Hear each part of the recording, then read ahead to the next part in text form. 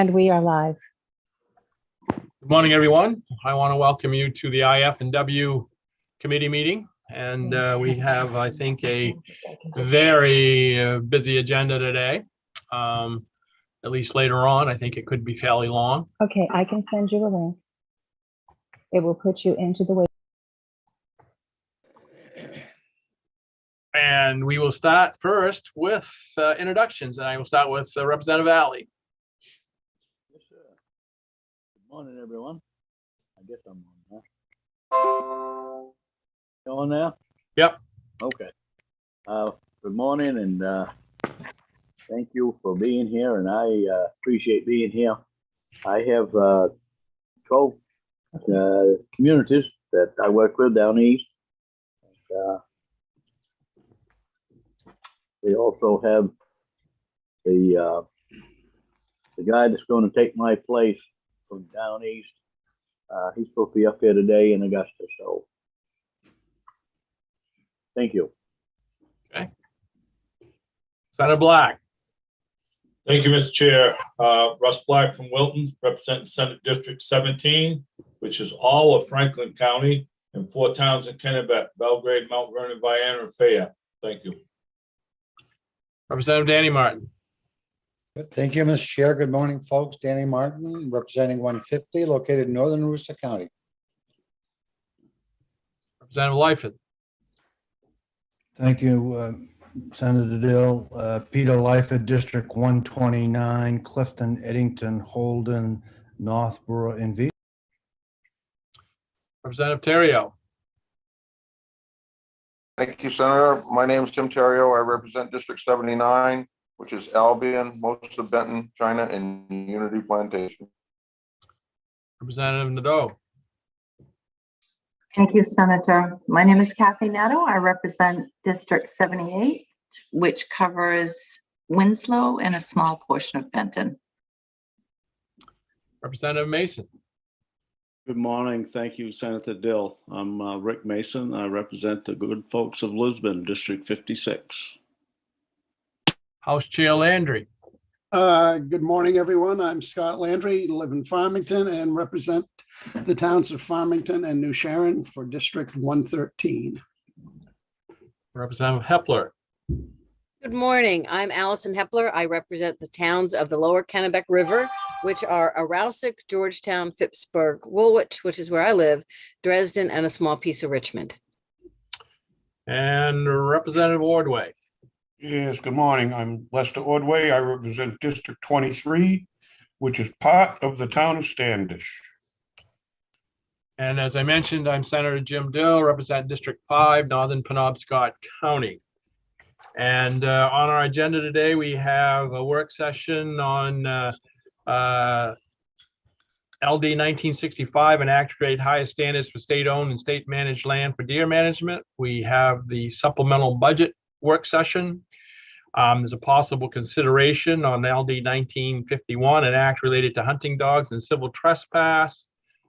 And then starting at 11:30, we have our public hearing on LD 214, an act related to Sunday hunting, followed up by the work session on LD 2014, an act related to Sunday hunting.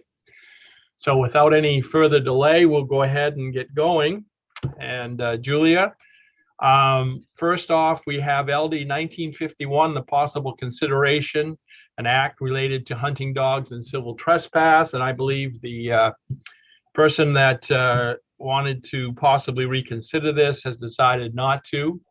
So I think this is just ready to go forward. I think it's all been voted out. Is that correct, Julia? That's correct, Senator Dill. Okay. Well, that one was quick. All right, moving on. Work session on LD 1965, an act to create higher standards for state-owned and state-managed land for deer management. Julia, you want to apprise us on where we stand on this? Yes, 1965 is currently a concept draft, and at this time, I have not received any language or reviewed any drafts on that bill. Okay, Representative Landry. Let's table this. I'll move to table it. They are working on the draft. I believe we have an extension from leadership to allow us to tackle this next Monday. Okay, so it's been tabled till next Monday. Is there a second to that? I'll second it. All in favor? Just go ahead and. Okay. Everyone's in favor. Go ahead, Julia. I just wanted to say that we have not officially received, but Yeah, and if we don't, the bill's dead. Great. So, all right. Wow. Yeah, and I said it was going to be a long day. All right. Knock on wood, right? It'll get longer. Yes. So next is the work session on the supplemental budget. So I'll open the work session on LD 1995. And I think Representative Martin, correct me if I'm wrong, but I remember the suggestion you'd had last year when we went through it was, yes, we have to go down through each one, but all we asked if there was anybody opposed to it. If there was nobody opposed to it, then we just went on to the next one and had a final vote at the end. Was that correct, Representative Martin? Yeah, what we did, Mr. Chair, in transportation, for example, is we had the individual or department head or whoever identify the item. The House chair moved it in. Yep. Then the Senate chair would ask for a discussion, and then finally, at the end, we'd have a vote on the entire supplemental budget. Okay. We did something similar in ACF. The only thing was that there may be an individual or two that may not agree with any one item. So I asked for, just as anybody opposed, and if somebody was opposed, then we would vote on that item at that time. Otherwise, you're absolutely right. We just wait until the very end, and then we vote on the end. So if that way, if somebody did want to have a negative vote on an individual item, it could be recorded. And that's exactly what we did, Mr. Chair. Okay.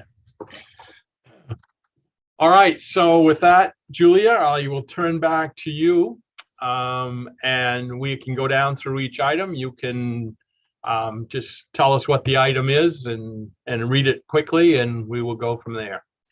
Great. And if there's any substantive questions, Commissioner Peabody is here. And then just to clarify, I think if there is opposition, then we have to do roll call, which is basically what you said. But so beginning with initiative 1. And sorry, one other thing is that some of them have what are called crosswalks, which I provided in the document listed underneath each one. So if there is a crosswalk when we vote the first, then we won't vote the second. And that's identified in the sheet. And I can also read them aloud if you'd prefer. Right. And if there are, like you said, if there are any that sometimes it's 2 or 3 items, if we can get them all in at once, that would be great, if that's possible. Yes, definitely. Is that where you are? Yeah. Okay. Yes. Okay. Thank you. Thank you, Chair. So the first initiative provides funding for the approved reorganization of 1 cartographer position to 1 IFW resource biologist position, and provides funding for related all other costs. And this is related to A-122-2 as well. Okay. All right. Can I have a motion? I'll move that in, but could I ask Julia if she would put these up on the screen as we go along? If you share a screen. Yes.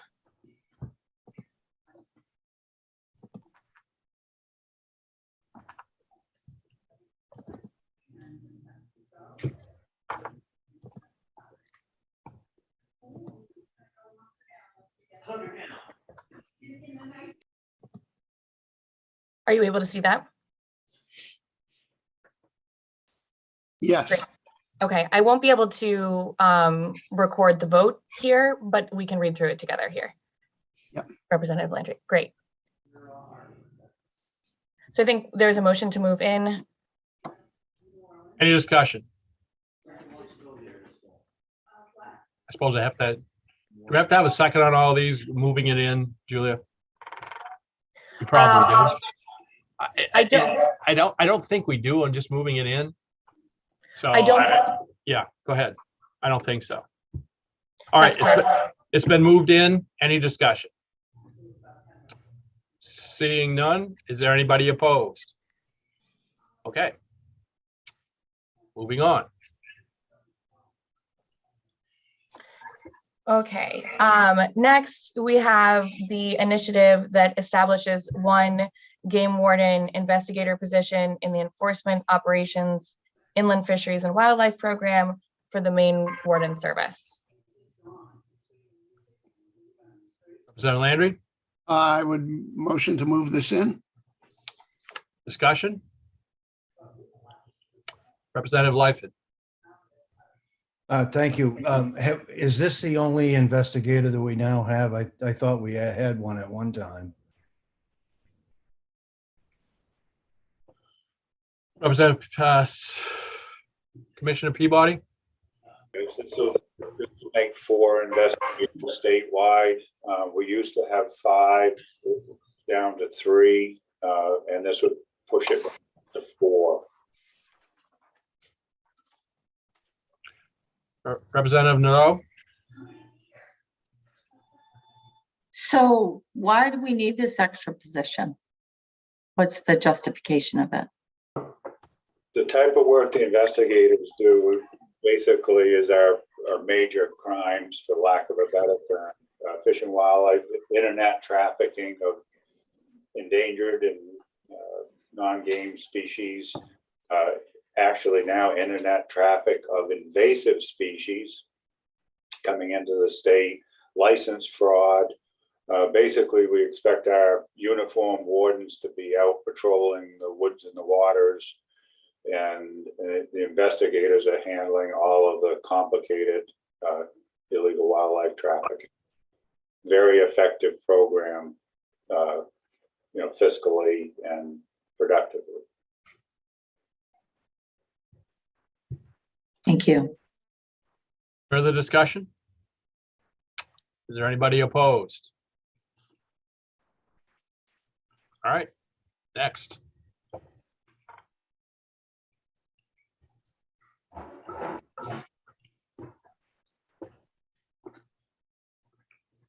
The next initiative establishes one IFW senior resource biologist position in the Bureau of Resource Management, funded in the fisheries and hatcheries operation, 70% other special revenue funds, and in the resource management services, inland fisheries and wildlife program, 30% general fund to manage invasive fish and wildlife threats and provides funding for related all other costs.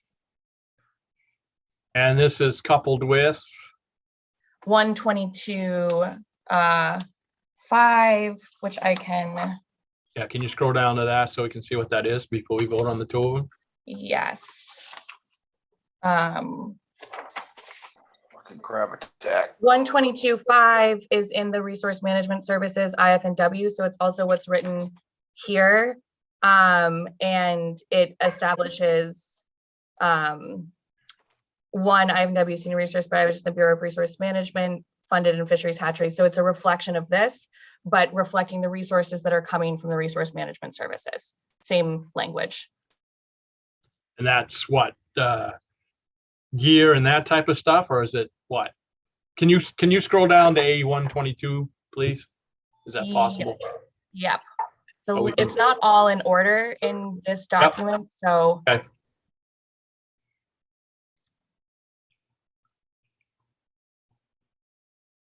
But I believe Commissioner Peabody could answer that question.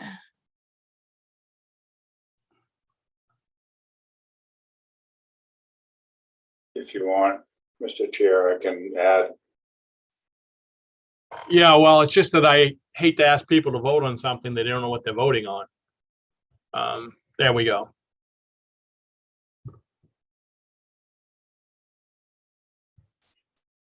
So the explanation of that, the initiative that we were just looking at on page 118, that's from the Lake and River Protection money for the special revenue account. Yeah. And this now, what you're looking at on page 122 is a general fund portion under wildlife. So this person could actually work on invasive terrestrial wildlife and not be in conflict with taking money from the Lake and River Protection Fund, which was what you were seeing on page 118. Okay, so this is 30% of it, Yes. and the other one was 70%. Yes. Okay, got it. Any further discussion? Representative Neto. Mr. Chair, is the House Chair going to move that in prior to Yeah. the discussion like we suggested? Yes, I will move that in. I kind of got lost in the description. Discussion, Representative Neto. So does this increase our baseline budget, these positions? Or is any of this coming from, you said it's coming from the Lake and River account? I don't know what account that is. Yeah, the Lake and River Protection account is when you register your boat, you pay for your, people call it the milfoil sticker. That creates that special revenue account. 80% of that money goes to DEP, 20% goes to IFW. So 70% of this position will be funded from that Lake and River Protection account that's held within the department. And then the 30% will come from the general fund? 30% will be from the general fund, yeah. And that will increase the baseline budget basically by 30%. For this particular case, $27,000, yeah. Okay, all right, thank you. Other discussion? Anyone opposed? Representative Neto, your hand is still up. Are you opposed at the moment? No?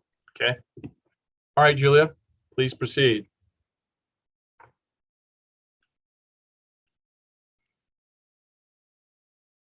Great. So this establishes one IFW senior resource biologist position and provides funding for all other to conduct testing for PFAS and other substances. Okay. I would move this in.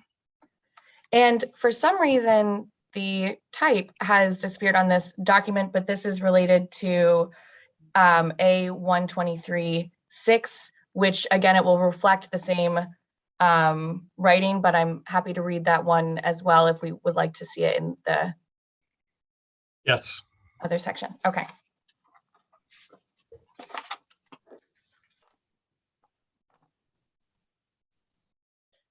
So the 123.6 comes from resource management, same as the previous one, and the language is exactly identical, 637-965. Okay, so this, Move them both in. they moved in, and the second one is what? Is that general fund also? Yes. And that was how much? The total comes to 637,965. All right. Questions?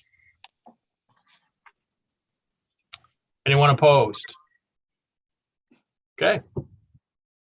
Continue.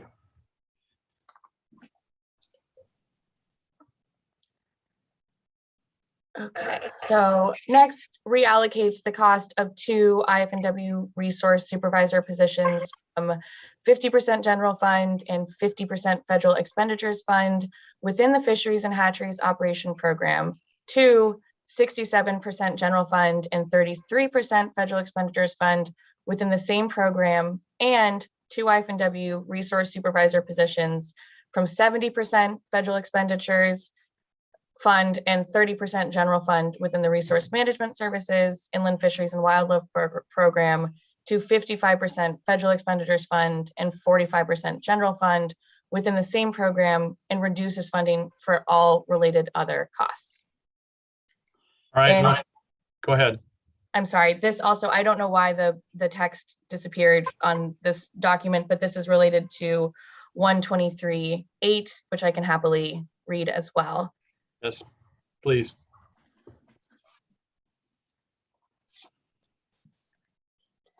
Okay, so for 123.8, the language is identical.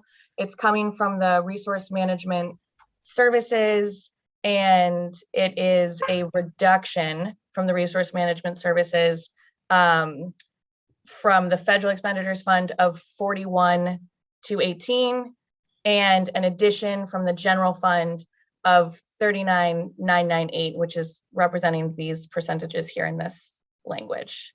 Okay. Can you scroll down a little bit here so we can just see what the amounts are on this particular one? Just yes, let's see where that is. There we go. There we go. Oh, I'm sorry. Perfect. Okay. All right. I would move these two initiatives in. Discussion. Anyone opposed? All right, continue.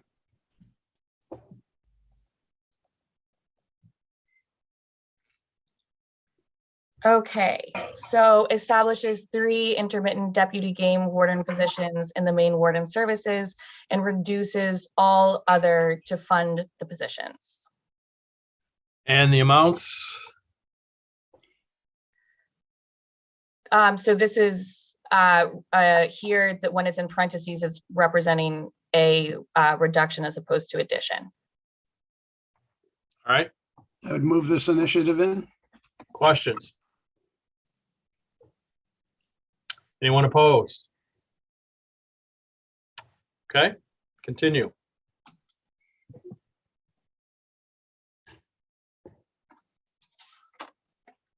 Okay, so provides funding for increasing the weeks of 1 recreational safety coordinator position from 26 weeks to 52 weeks and provides funding for related all other costs.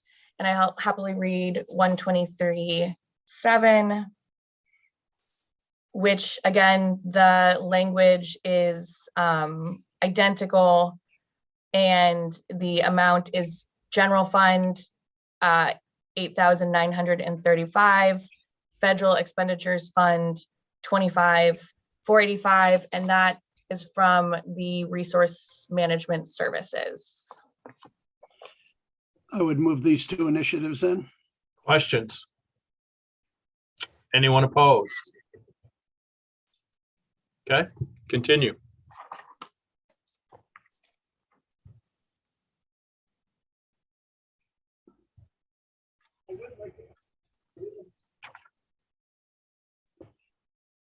Okay, so eliminates 2 intermittent recreational safety coordinator position and establishes 1 office associate 2 position, 72% in the resource management services, inland fisheries and wildlife program, federal expenditures fund, 26% in the public information and education division of the program, general fund, and 2% in the landowner relations fund program, other special revenue funds, and provides funding for related all other costs.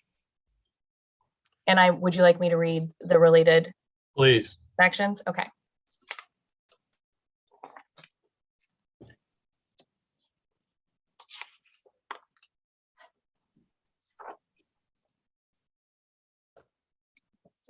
Okay, so same language, and it is general fund 26,456, and then 123.9.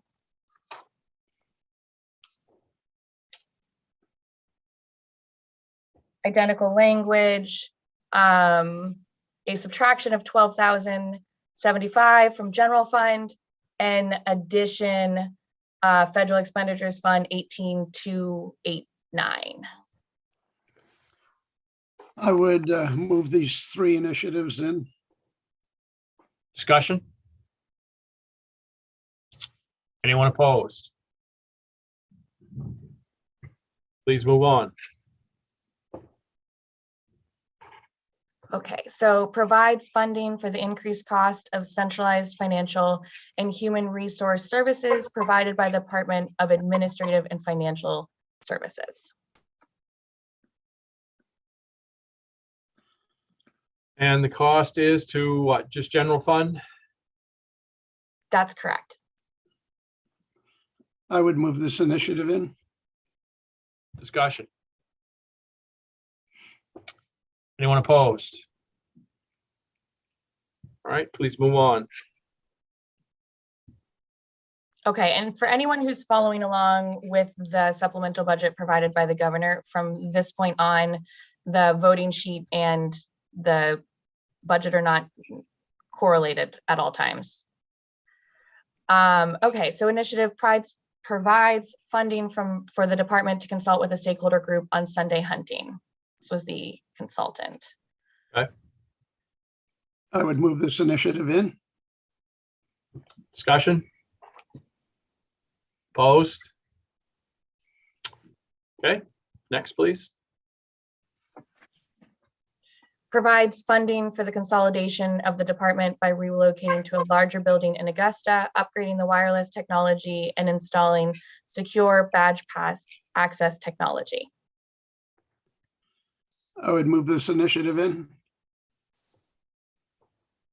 Questions? Representative Martin. Yeah, thank you, Mr. Chair. Question to, well, preferably Tim Peabody. We had, if I recall, a 15-year lease on the building that was preoccupied. How did we terminate that lease, Tim? Do we know?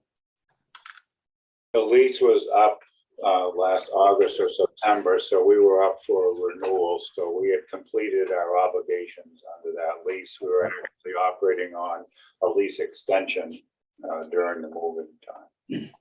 So the new building that you've relocated to, is that a multi-year lease or year to year?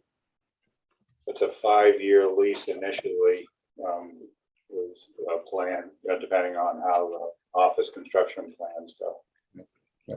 Yeah, thank you, Tim. Thank you, Mr. Chair. Yep. Other questions? Anyone opposed? All right, move on, please. Oops, Representative Mason, did you have a question? Yes, I did. Should this be included if we vote on a new building? Is this something that should go along with that?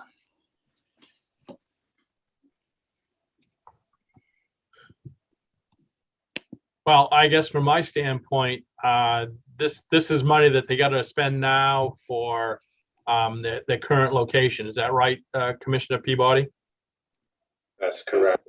And the new building won't be ready till, you know, I assume some years in the future, 2 or 3. What's the time plan? 5 to 7. 5 to 7. Okay. So this upgrade is needed, Representative Mason. Right. Thank you. Yep. Any other discussion? Okay. Next.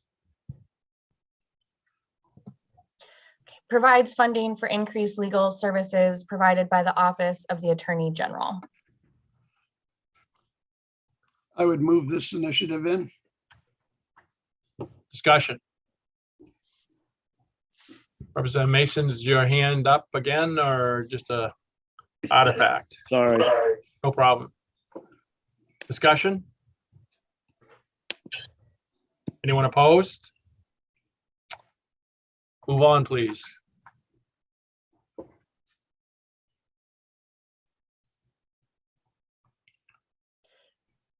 So initiative reallocates 5 recreational safety coordinator positions from 72% federal expenditures fund and 26% general fund within the resource management services, inland fisheries and wildlife program, and 2% in the landowner relations fund program, other special revenue funds to 72% in the resource management services, inland fisheries and wildlife program, federal expenditures fund, 26% in the public information and education division of program, general fund, and 2% in the landowner relations fund program, other special revenue funds. And its counterpart? It's counterpart 122.4 is coming from the resource management services and 4. So that's reflected here a reduction 26,456 from the general fund. Okay. So this one here puts it into other special revenue and the other one takes it out of the Exactly. general fund. Okay. Representative Neto. So these funds, these positions aren't new positions. They were funded by the federal, or the majority of it's coming from federal funds. Commissioner now- Peabody? Yep, I'll let him answer that. This initiative is actually moving, its internal positions have been, they're moving from resource management to information and education. So it's just a shift internally in existing funding. Thank you. Would move these two initiatives in. Further discussion? Anyone opposed? All right, please move on.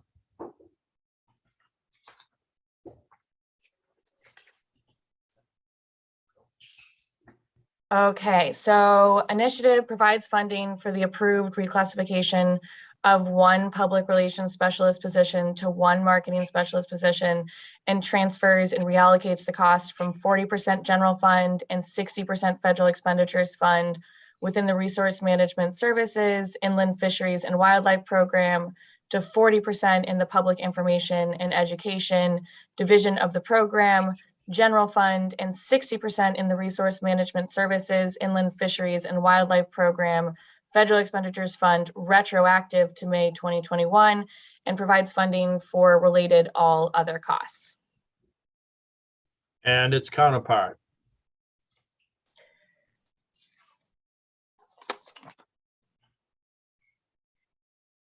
$122. Oh, but that would be okay. So that is identical language, general fund 2022-2023, reduction 32,936. Okay, so this one. Yep, go ahead. I would move these two initiatives in. So these two have been moved in. Discussion? Anyone opposed?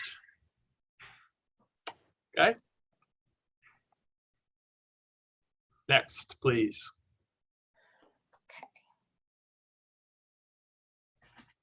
So this was voted with the initiative that we voted on A119.3. All right, so this is all voted in. Yes. Okay, next. Next, I should still read the initiative though, sorry.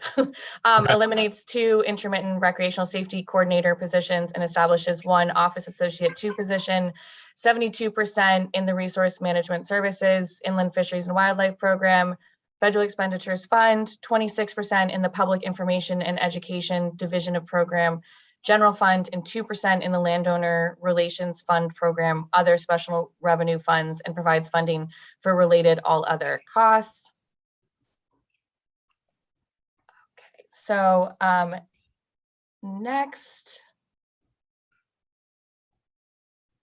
Also already voted on 119. Provides funding for increasing the weeks of recreational safety coordinator position from 26 weeks to 52 weeks and provides funding for related all other costs. Okay. Next, also already voted when we were on page 121, reallocates 5 recreational safety coordinator positions from 72% Federal Expenditures Fund and 26% General Fund within the Resource Management Services, Inland Fisheries and Wildlife Program, and 2% in the Landowner Relations Fund Program, other special revenue funds, to 72% in the Resource Management Services, Inland Fisheries and Wildlife Program, Federal Expenditures Fund, 26% in the Public Information and Education Division of Program, General Fund, and 2% in the Landowner Relations Fund Program, other special revenue funds. And we've already voted this in also? That's correct. Okay.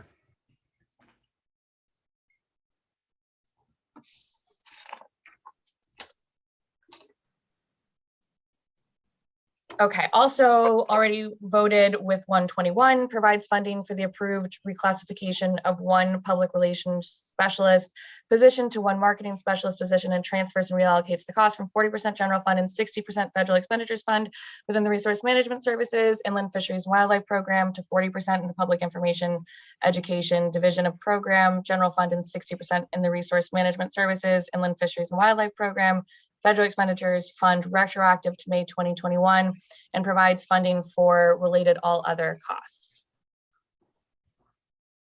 Okay. Next, this was also voted. This was the first initiative that we heard. Provides funding for the approved reorganization of one cartographer position to one IFW resource biologist position, and provides funding for all other related costs.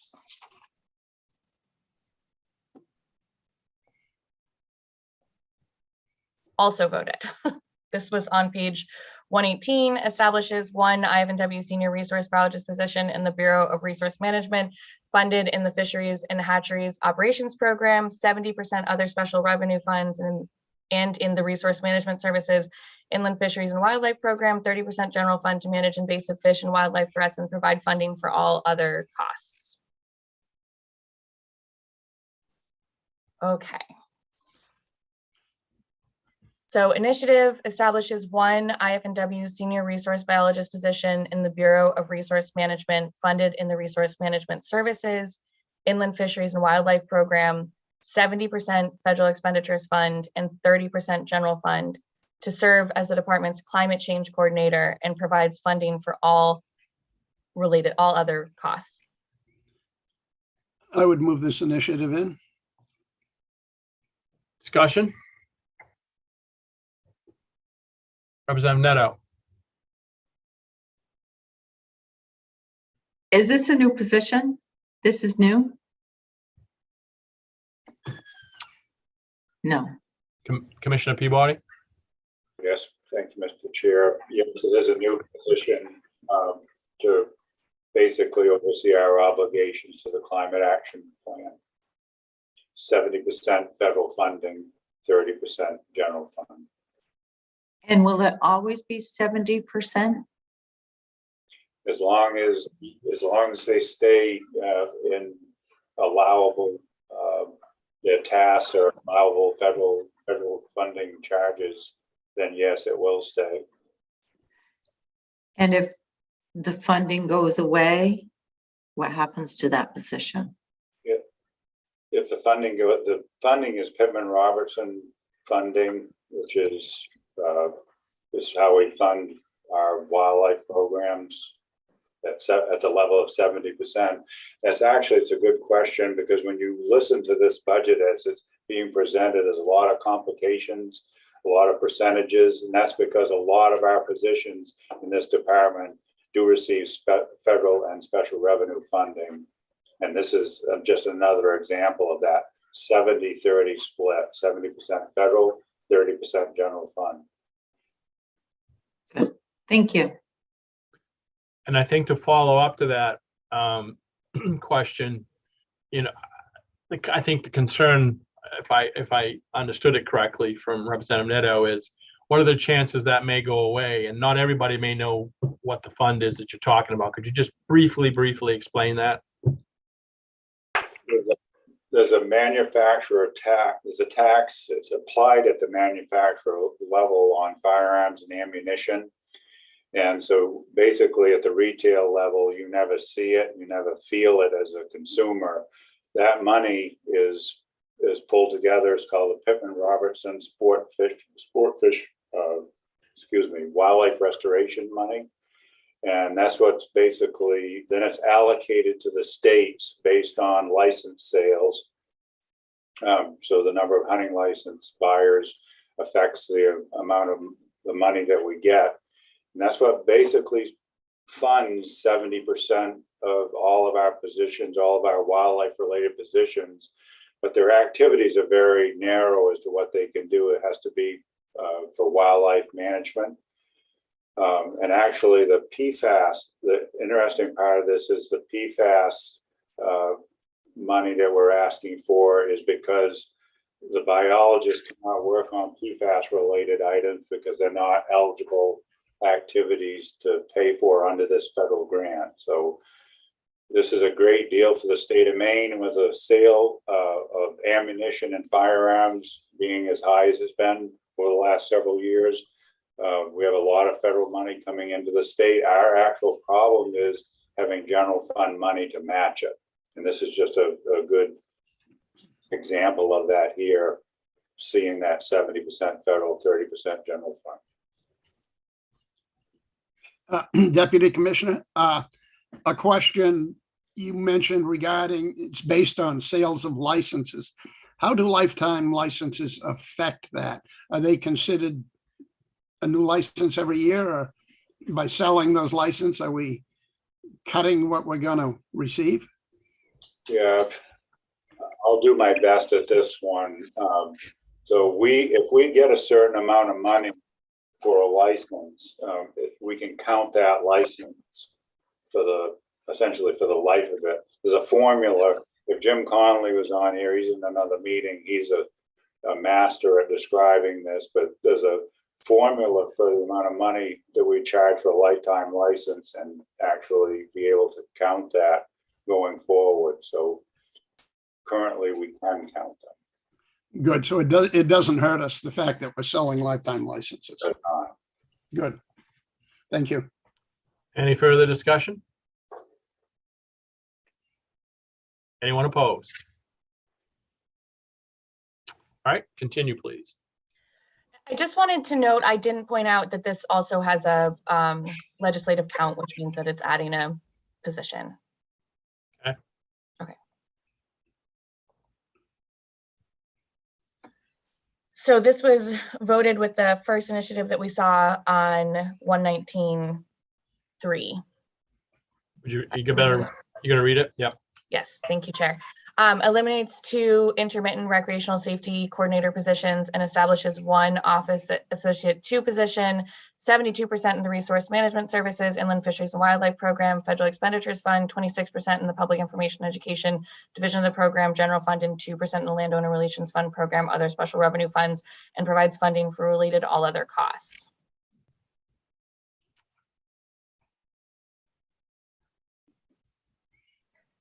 So this was also voted with the 3rd initiative that we saw on page 118. The initiative was establishes 1 IFW senior resource biologist position and provides funding for all others to conduct testing for PFAS substances. Also provides a legislative count.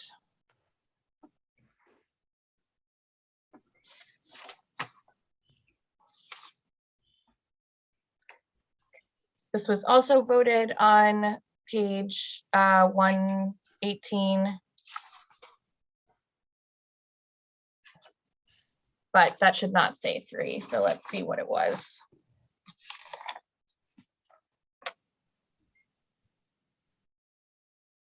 Oh, okay. So I have to correct myself. This last one should have said 118.2, which was the PFAS, and this one is 118.3. So it was previously read, but that was incorrect. Okay. So reallocates the cost of 2 IFW resource supervisor positions from 50% general fund and 50% federal expenditures fund within the fisheries and hatcheries operation program to 67% general fund and 33% federal expenditures fund within the same program, and 2 IFW resource supervisor positions from 70% federal expenditures fund and 30% general fund within the resource management services, inland fisheries and wildlife program to 55% federal expenditures fund and 45% general fund within the same program, and reduces funding for all other related costs.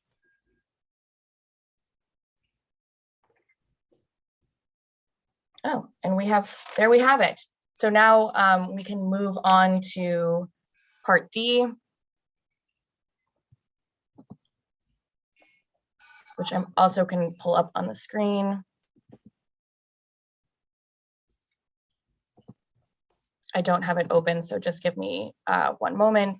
Before doing so, are you going to vote for everything, including Part D and Part 2 at the same time, or? What is Part 2? D is just language. What is Part 2? Part 2 is the transfers fund from inland fisheries and wildlife carrying balances, general fund account to the resource management services. Okay. I didn't know if we had to actually vote on anything to do with the new building, so. Both Part D and Part 2 should also have a vote. Okay. Separate votes. Are you Yes. saying separate votes? Okay. Yes, separate votes, please. So Chair. if it needs a separate vote, we may as well vote on what we've already done to this point then. You can do that. All right.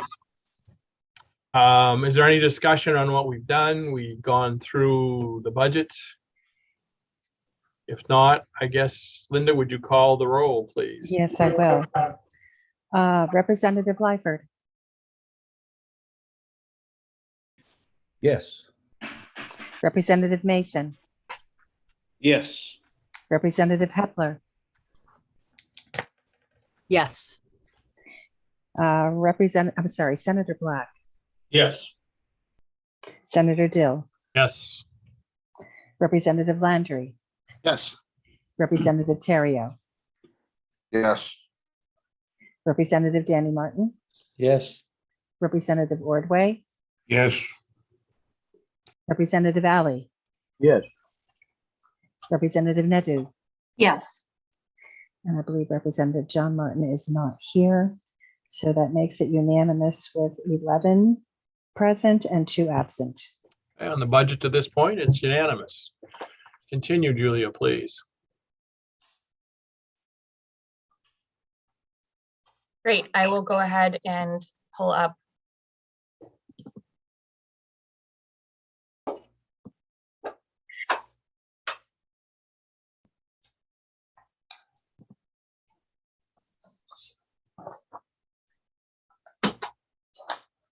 Okay. Is everyone able to see this? Yep.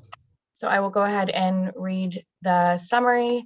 So this part authorizes the Maine Government Facilities Authority to issue additional securities up to the amount of $39,500,000 for an inland fisheries and wildlife headquarters facility, and provides authority for the Department of Administrative and Financial Services to purchase the land.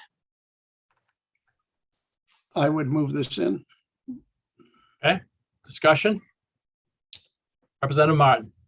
Thank you, Mr. Chair. Question to the Deputy Commissioner. As you well know, Tim, we've been leasing State Street for close to 50 years. And to my knowledge, all previous administrations have always had an issue with purchasing a building rather than leasing. What's changed? And I'm not suggesting that I'm opposed to buying a new facility, which should have been done years ago, but what's changed? Administrations. For one, Yeah. because this is, you know, again, you as being previous commissioner understand the need, and we have been there 47 years. They're tearing the building down this week. Kind of makes you feel unwanted, our old building. So what we're pursuing is an opportunity that we've been wanting for a long time, and actually working with the city of Augusta with the old Statler Mill site. So that's what we're looking at. Yeah, that was my next question. So we're looking at a site, and then quite frankly, I fully support this initiative. It should have been done 40 some odd years ago. Thank you, Mr. Chair. Senator Hepler. Yeah, thank you, Mr. Chair. And actually, this is related to the building site. I read the description. It's on the east side of the river, up near where the Edwards Dam was.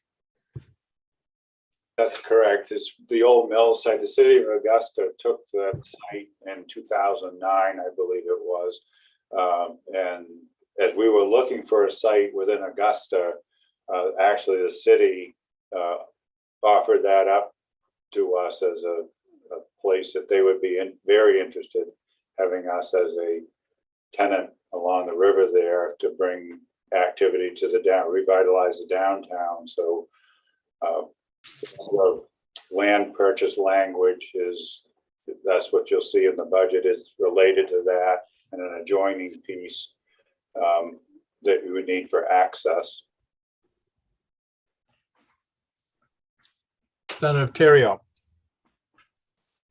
Thank you, Senator. I'm just curious as to $39 million seems like an awful lot of money, and there aren't existing buildings that exist that we could utilize. I mean, with all the businesses that have gone out of business in Augusta, I'm surprised we couldn't find something more appropriate to purchase that's not quite so extravagant. We actually looked at this DHHS building at the corner of State Street. They're right across from the Capitol, and this was actually one of the problems is with consolidating our facilities. The Federal Street office, we've terminated a lease at the Barney building for storage.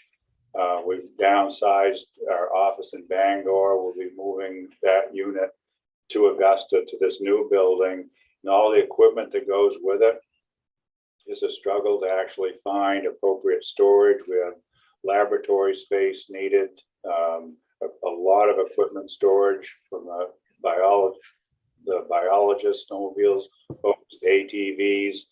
It's not just buying a square office building, and the commissioner's vision to, be able to provide more outreach to the public at this facility. We're looking at the new facility as being the best bet for this. Follow up? Sure.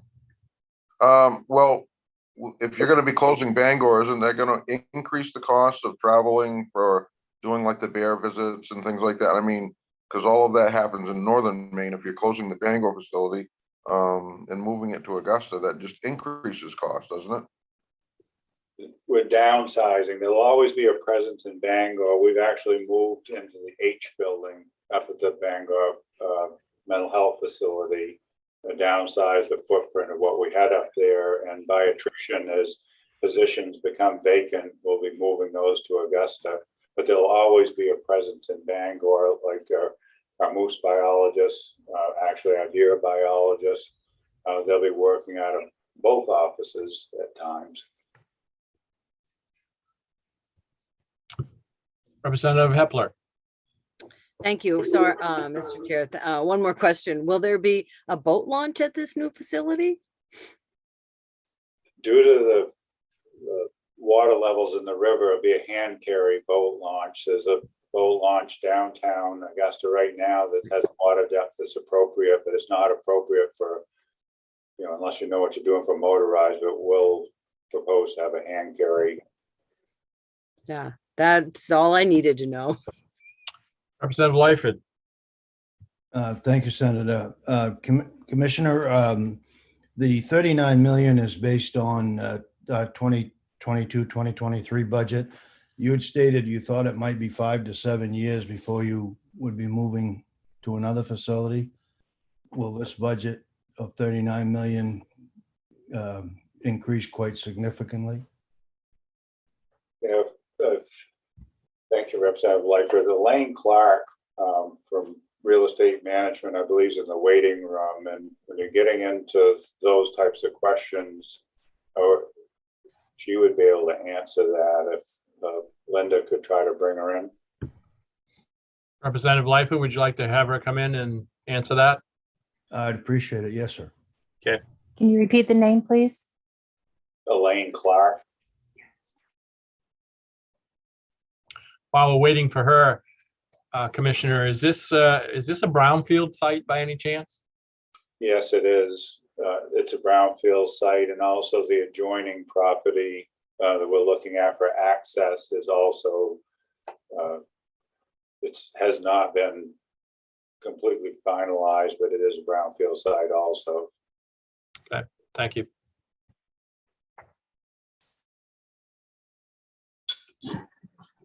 Here's that Elaine Clark is in. So Representative Landry, Lyford, would you like to ask your question of her? Thank you, Senator. The budget we're looking at is 22, 23, and the IFW is asking for 39 million for a new site. My understanding, it might take 5 to 7 years to develop that site. Wondering how much this budget would blow up by that time.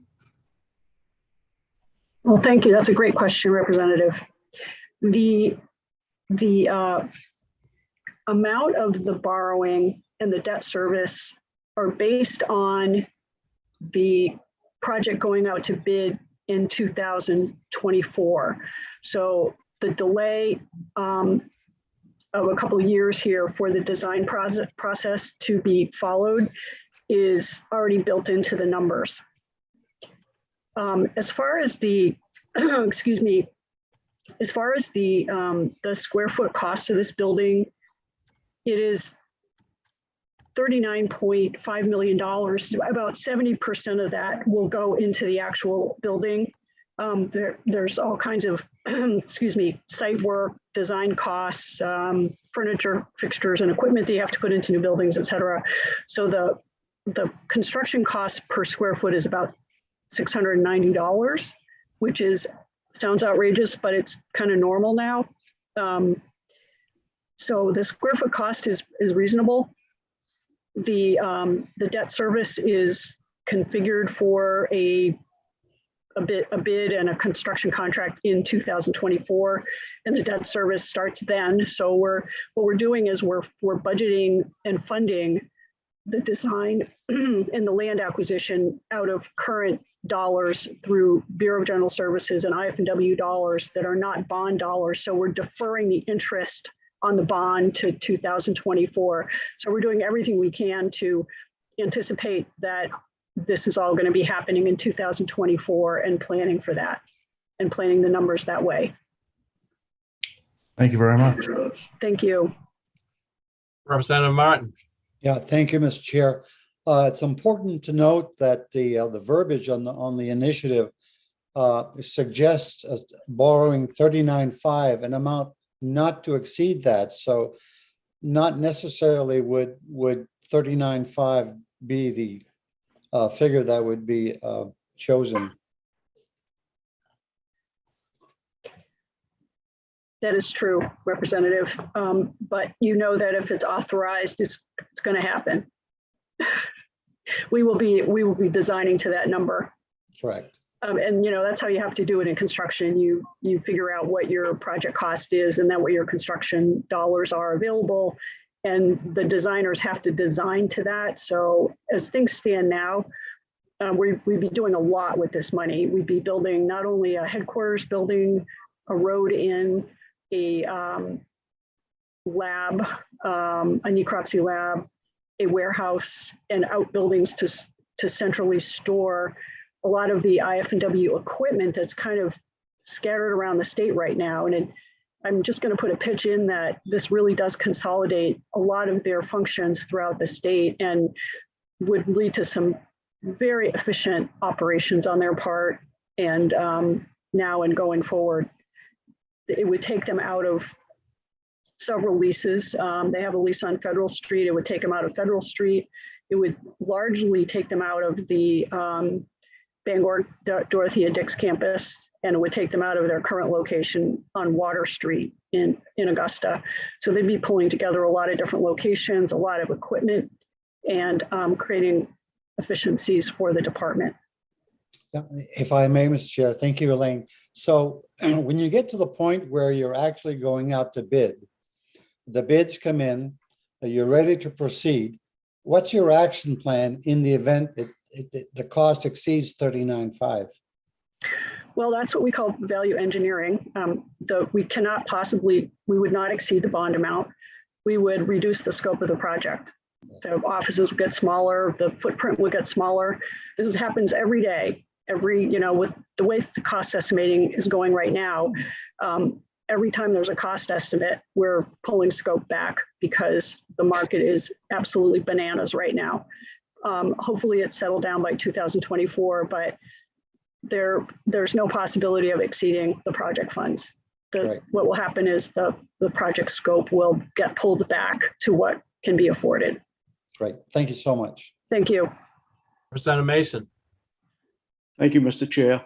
Elaine, me being an excavation contractor for 30+ years, is this site, if I remember right, has toxic soil on it? Is that true?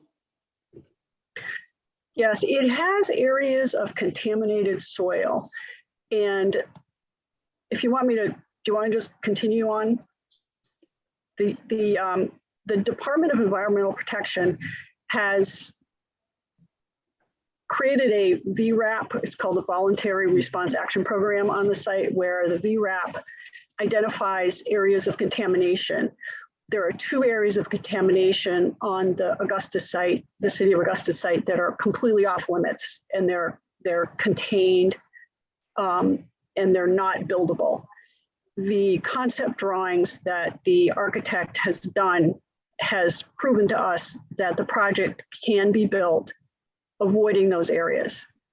And that's what brownfield, and these are commonly known as brownfields, and that's what brownfields do. They don't purport to completely clean the site. They leave contamination in certain areas, and those areas just can't be touched. And so what we will have to do is sign an environmental covenant, which is standard in a brownfields. You probably already know this, but we would sign an environmental covenant that would preclude excavating in certain areas. But there's enough area to do the project. The architects have already confirmed that in the non-contaminated areas. Okay. So I assume that they've done test borings and they've pinpointed these areas that cannot be touched.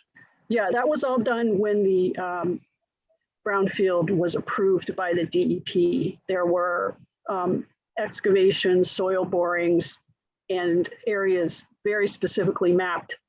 In fact, if you are interested, which you seem to be, we can send you the VRAP paperwork so you can see the areas, and be happy to do that if you'd like to see it. I would love to see that. Okay, will do. Okay. Thank you very much. Thank you, Mr. Chair. Yep. Representative Neto. Hi, I was getting back to what you said earlier about whenever we start building, that the costs are a lot more than the 39.5 million, you would scale that back. What exactly, are you basically asking for the stars and the moon and you'll accept the moon? Is that basically what you're saying, or exactly what will you scale back if the money isn't, if the estimate comes in too high? Thank you, Representative. Well, typically, the footprint of the building, the size of the building can be smaller, offices can be smaller, materials can be lesser quality, although we want durable materials. The outbuildings may have to be smaller, that type of thing. In other words, we would just have to scale back the scope of the project. But as discussed, the amount and the debt service are based on going out to bid in 2024. The numbers are conservative.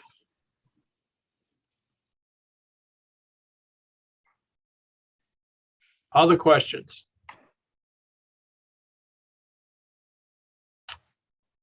All right, seeing none, I believe Representative Landry, you moved this in, didn't you? Yes. Is there any, okay, I guess we vote right on this one. So Linda, would you call the roll call, please? Yes. Let's start from the other end of the horseshoe this time. Representative Nadu? No. Representative Alley? Yes. Representative Ordway? Yes. Representative Danny Martin? Yes. Representative Terrio? No. Representative Landry? Yes. Senator Dill? Yes. Senator Black? Yes. Representative Hepler? Yes. Representative Mason? No. And Representative Lyford? I'm out a minute. Representative Mason, you have to be on camera to record your vote. No. Sorry. Okay, sorry about that. Thanks. Thank you. And Representative Lifer. No. All right, so we have 7 in favor and 4 opposed. Senator Curry, did you have a question? I'm sorry, I didn't realize Senator Curry had joined us. Would you please vote, Senator? Yes. Okay, so that makes 8 in favor and 4 opposed and 1 absent. All right, please continue, Julia. Great. So we now have part II-1. I'm happy to pull that up as well.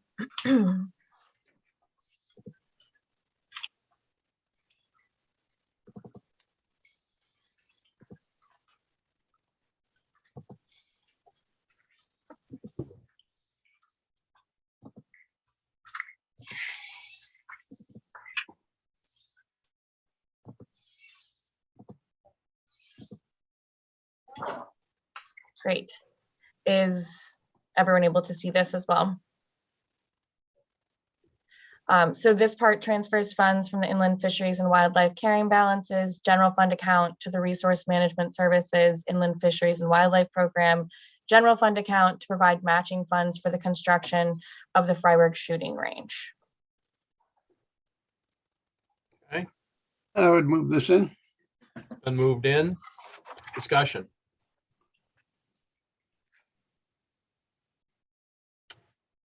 Seeing none. Would you call the roll, please? I will. All righty. Can we see everybody else? Can we take that down so I can see everyone? Oh, Yeah. yes, I'm sorry. That's okay. All right. Starting with Representative Lifer, Yes. Representative Mason, Yes. Representative Hepler, Yes. Senator Curry, Yes. Senator Black, Yes. Senator Dill, Yes. Representative Landry, Yes. Representative Terrio, Representative Terrio. Looks like he's frozen. It does look like he's frozen. We're sleeping. We'll leave it Yes. at that. Yes. I'll come back to him then. Representative Danny Martin, Yes. Representative Ordway, Yes. Representative Ali, Yes. Representative Nadu, Yes. and I believe Representative Martin is not here. So back to Representative Terrio. Are you Can you unfrozen? hear me? Yes. Yes. Okay, thank you. So that's unanimous, 12 in favor, 1 absent. All right, continue, please, Julia. That concludes the budget, Chair Dill. All right. All right. Any other questions on the budget while we're here? Representative Martin. Thank you, Mr. Chair. So the budget was approved unanimously with one exception. Is that correct? If you want to look at it that way, the exception was, yes, the building. Is that what? Yep. Yeah, no, the reason I'm asking, Mr. Chair, is we took separate votes on separate parts of the budget. So if someone were to ask us, or when it's submitted to AFA or other entities, the budget was in fact approved unanimously with the exception of the construction of a new building. Is that correct? Correct. Okay, thank you.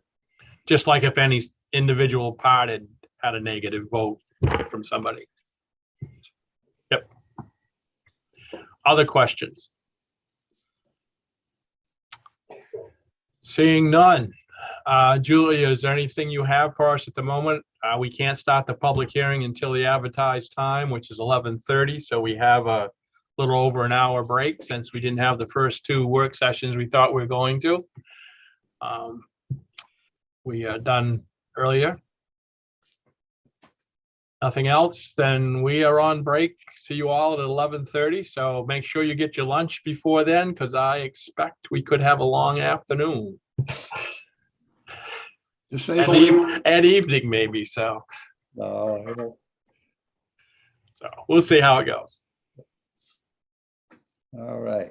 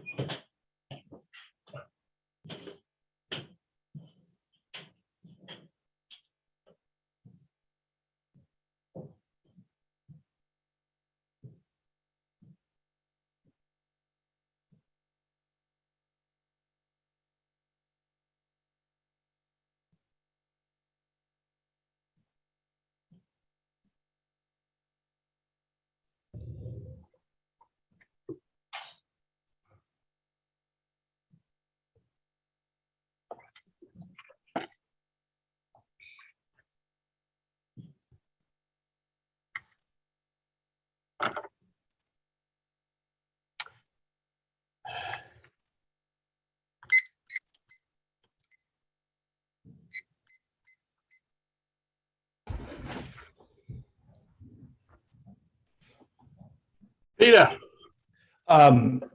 Jim, I, like you, probably got several hundred emails on this Sunday hunting. Most of them were signed, but not with an address. So I presume they're out of staters. Do we allow out of staters also to testify? I mean, certainly anybody's allowed to testify. You can get however you want, and you're absolutely right. I don't know if they're in state, out of state, or whatever, but yeah. Right. Okay, but everybody can testify. Yep. Thank you. Senator Dill, Yes. did you receive the updated list I just sent? If you just sent it about 5 minutes ago, yes, it's like 30 people on it. Yes. I think you said it at 11:23, something like that. Yep, that's the one. I do have it. Great.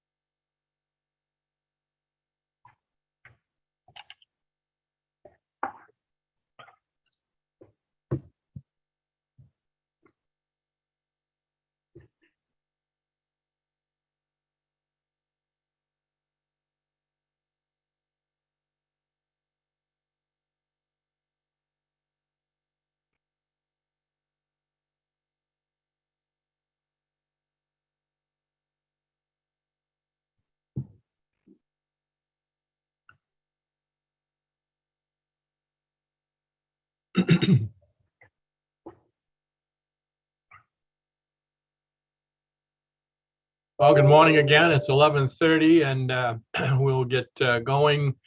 I have right now around 30 people lined up to testify, and I will be running a timer, a 3-minute timer for those that may not be familiar with our process. I will try to remember to announce the next 3 people speaking in advance. And when I do that, Linda will automatically let you in so you can speak. And we will do in favor, and then followed by against, and then neither for nor against.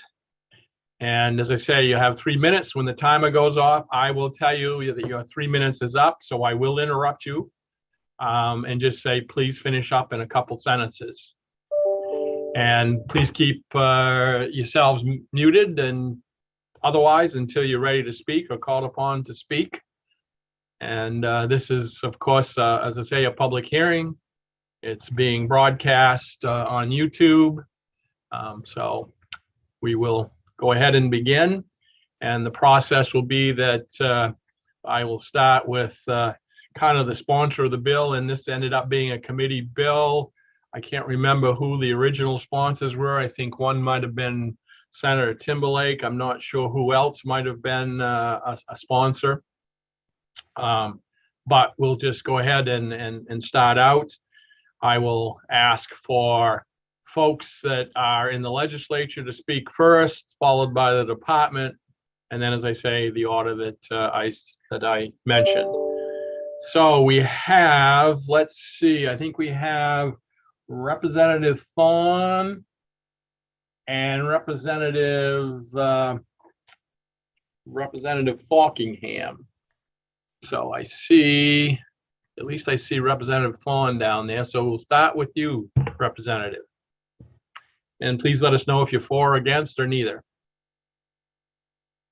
Thank you, Senator Dill, Representative Landry, and distinguished members of the Joint Standing Committee on Inland Fisheries and Wildlife.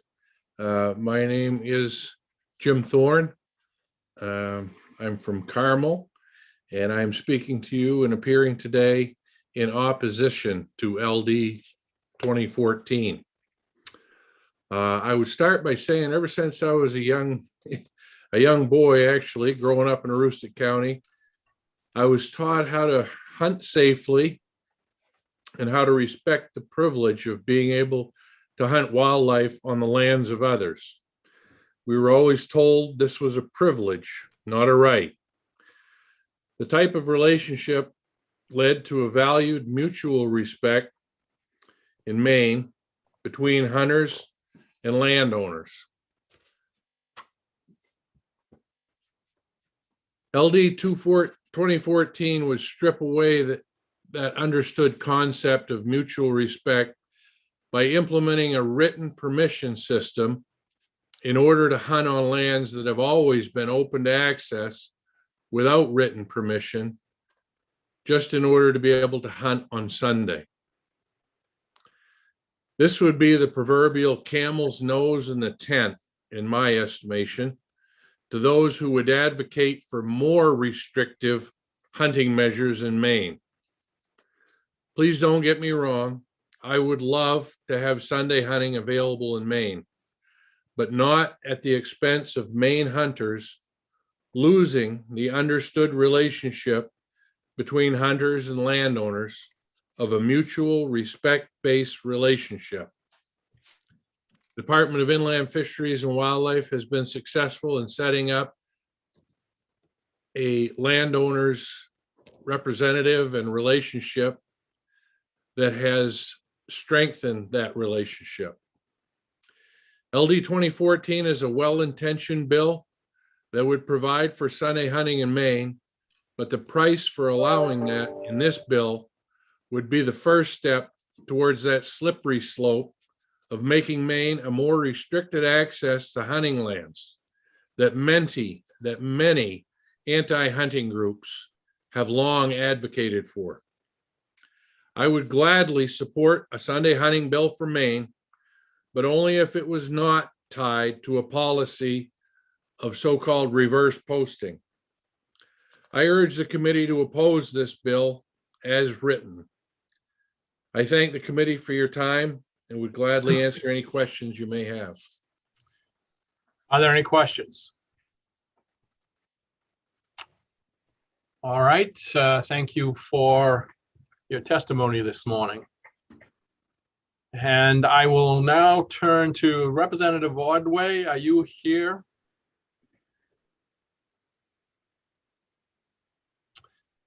I don't know if you want to say anything. You were the one who kind of put this together, you know, made the motion. It's fine if you don't, but I just thought I would give you the opportunity. You're muted, Representative. Ryan, technology gets me some days. No, I think for right now, I'm going to let it go. I wasn't aware that we were going with a total written permission. I thought it was written permission on Sundays. I thought that's the way we were wording the bill. And the other part of it was opening northern Maine to just regular Sunday hunting. Okay. That's what I intended when I made the motion. Well, and of course, we got the work session right after this, so we can work out the fine details if we need to. Okay, are there any other legislators? I don't see any. There was one on the list, Representative Falkingham, but I don't see him. All right, so next is, let's see, Deputy Commissioner Peabody, the IFW, and that will be followed by Garrett Vashon, James Zimmerman, and Jared Bornstein, all in favor. As I say, I will be running the 3-minute clock here in a minute, and we'll go from there. Go ahead, Commissioner. Morning. Good morning, Senator Dale, Representative Landry, and members of the Inland Wildlife Committee. I'm Tim Peabody, Deputy Commissioner of the Department of Inland Fisheries and Wildlife, speaking in opposition to LD 2014. We're opposed to this bill based upon a recent statewide survey results showing considerable opposition to Sunday hunting and the potential for negative repercussions passing this bill would have on all outdoor recreation. This bill allows a person to hunt wild animals and wild birds on Sunday north of US Route 2 from the New Hampshire border to Bangor, north of Route 9 from Bangor to the Canadian border, and within any portion of the White Mountain National Forest in the state. The bill also provides that in all other areas of the state, it allows a landowner or person with written consent of that landowner to hunt wild animals or wild birds on that landowner's land on Sunday, subject to all other requirements of laws and rules governing that hunting. The department testifies against this bill today as the ramifications and stakes are concerning. If this bill passes, Maine's time-honored tradition of public access to private property is possibly in jeopardy, not only for hunting, but for all other outdoor recreational activities, including activities such as fishing, snowmobiling, ATVing, hiking, and others. Our opposition to the bill is based on the recently completed scientifically based public opinion survey undertaken as part of Resolve 2021, Chapter 107. As you know, the Resolve directed the department to form a broadly represented stakeholder group and hire a facilitator to examine the issue of Sunday hunting in Maine. Some of the key survey results are below. The end of the survey revealed that 54% of Maine's general population was opposed to Sunday hunting, while only 38% of Maine's general population supported Sunday hunting. Landowners were consistently opposed to Sunday hunting, ranging from 61% to 80% opposition across the state. More concerning was that 44% of the landowners surveyed who do not currently post their land said they would be more likely to restrict access to hunting if Sunday hunting was allowed. That includes 43% of the landowners owning 100 acres or more, and 73% of the landowners in southern Maine that currently allow access indicated that they would be more likely to restrict access if Sunday hunting were allowed. Additionally, 23% of those landowners surveyed who do not currently post their land said they would be more likely to restrict access to non-hunting activities if Sunday hunting was impacting access for snowmobiling and ATVing. These results come from a survey that was created by a Sunday hunting stakeholder group, including hunters, non-hunters, conservation organizations, sporting professionals, and others. A trained facilitator ran the meetings, while the stakeholders had very differing opinions on Sunday hunting. They were all supportive of the survey and came to consensus on the questions. The department contracted responsive management to work with the stakeholder group to form the survey questions and implement the survey. Responsive management is nationally renowned and worked with the department on the big game planning survey, fisheries strategic planning, fur bearer management, and the department's communications survey. In addition to the survey highlights I previously stated, the survey revealed that hunters were the only group that supported Sunday hunting. And even that support dropped from 69% to 51% if it required hunters to obtain landowner permission. Maine is more than 90% privately owned. Passing the bill will impact not only hunters, but Maine's network of over 20,000 miles of snowmobile and ATV trails, impact hikers and snowshoers, skiers and foragers, and many others. This bill is not simply a Sunday hunting issue. It's a bill that impacts all outdoor recreation in Maine. In addition, this bill has potential to divide the state and make the myth of two Maines a reality. We also heard from landowners in northern Maine who do not want to be treated differently than southern landowners, nor do they want some of their land under one law and others governed by a different law. The department has additional concerns regarding landowner permission requirement included in this bill. Land ownership in Maine does not always have clearly defined boundaries and has the potential to create conflict with adjacent landowners, creating enforcement issues, as well as negatively impacting the image of all hunters in Maine. The survey showed landowners in southern Maine have the most negative opinion on Sunday hunting overall, but this bill would require landowner permission. Once again, we'd like to thank the Sunday hunting stakeholder group for their participation, professionalism, and diligence. They worked tirelessly on a difficult issue with tight deadlines, strong opinions, and performed admirably. The survey questions were a result of back and forth and concessions on both sides. In the end, the survey is a testament to their dedication, strong will, and passion for the Maine outdoors. As stated before, Sunday hunting is a social issue that as a state we've struggled with for years. We hope that the effort and thoroughness of the stakeholder group and the public opinion survey will let the issue rest in peace, if not only for a while. As an attachment to our testimony, I've included a statement from the Landowner Sportsmen's Relations Advisory Board that advises the Commissioner on landowner matters. I've referenced many of the same points in this testimony, but encourage the committee to review the statement. Thank you for your time. Be glad to answer any questions at this time or during the work session. Thank you. Representative Martin. Thank you, Mr. Chair. Not a question at this time, just to point out that the department was introduced as being supportive of of Sunday hunting. I hope the committee members will note that the department is vehemently opposed to Sunday hunting. Great, thank you. All right, any questions? Seeing none, next is Garrett Vachon. Hello, can you hear me? Yes. Hey there, my name is Garrett Vachon. I'm from Lewiston. I'm simply speaking as a average Maine citizen and hunter. As somebody who works Monday through Friday, 5 days a week, the lack of access to Sunday hunting harms me greatly. Makes access for me and other average Maine citizens very limited, 1 day a week for the very limited hunting season as it is. Some seasons that works down to as little as 4 days of access.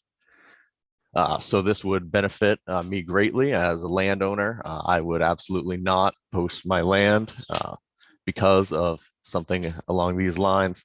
I would also believe that the implementation of Sunday hunting would allow Maine guides to sell weekend hunts, which they currently cannot do, obviously, with the lack of Sunday hunting. I would also think that because of that, local towns that rely on hunting tourism for their economy, I believe they would be extremely benefited by something such as this. That's all I have to say on the matter. I thank you for allowing me to speak, and I wish everybody a great day. Are there any questions? All right, seeing none. Thank you for your testimony. Next is James Zimmerman, which I didn't see in the waiting room, Linda, and okay. No, So he's then not we here. go on to Jared Bornstein, but we have twins here, both named Jared Bornstein. Not sure which one is the, oh, there we go. Follow the next three will be after Jared is Joel Vale, Joseph Mullen, and Lauren LePage. Welcome, Jared. Thank you for holding this hearing. First of all, I just want to say I deleted paragraphs from my testimony to fit this in, but what you just heard from the department is almost untruthful. Just to point out a couple things before I get into my actual testimony, it was actually 72% of hunters that the average across the survey was 72%. Also, they neglected to highlight that Sunday hunting with written permission by the landowner is actually in the survey won. It was 46 to 45 with about 8% not caring. So they're not showing you the full story. I actually presented the Maine Hunters United for Sunday Hunting opinion on the report. I sent it to you all via email.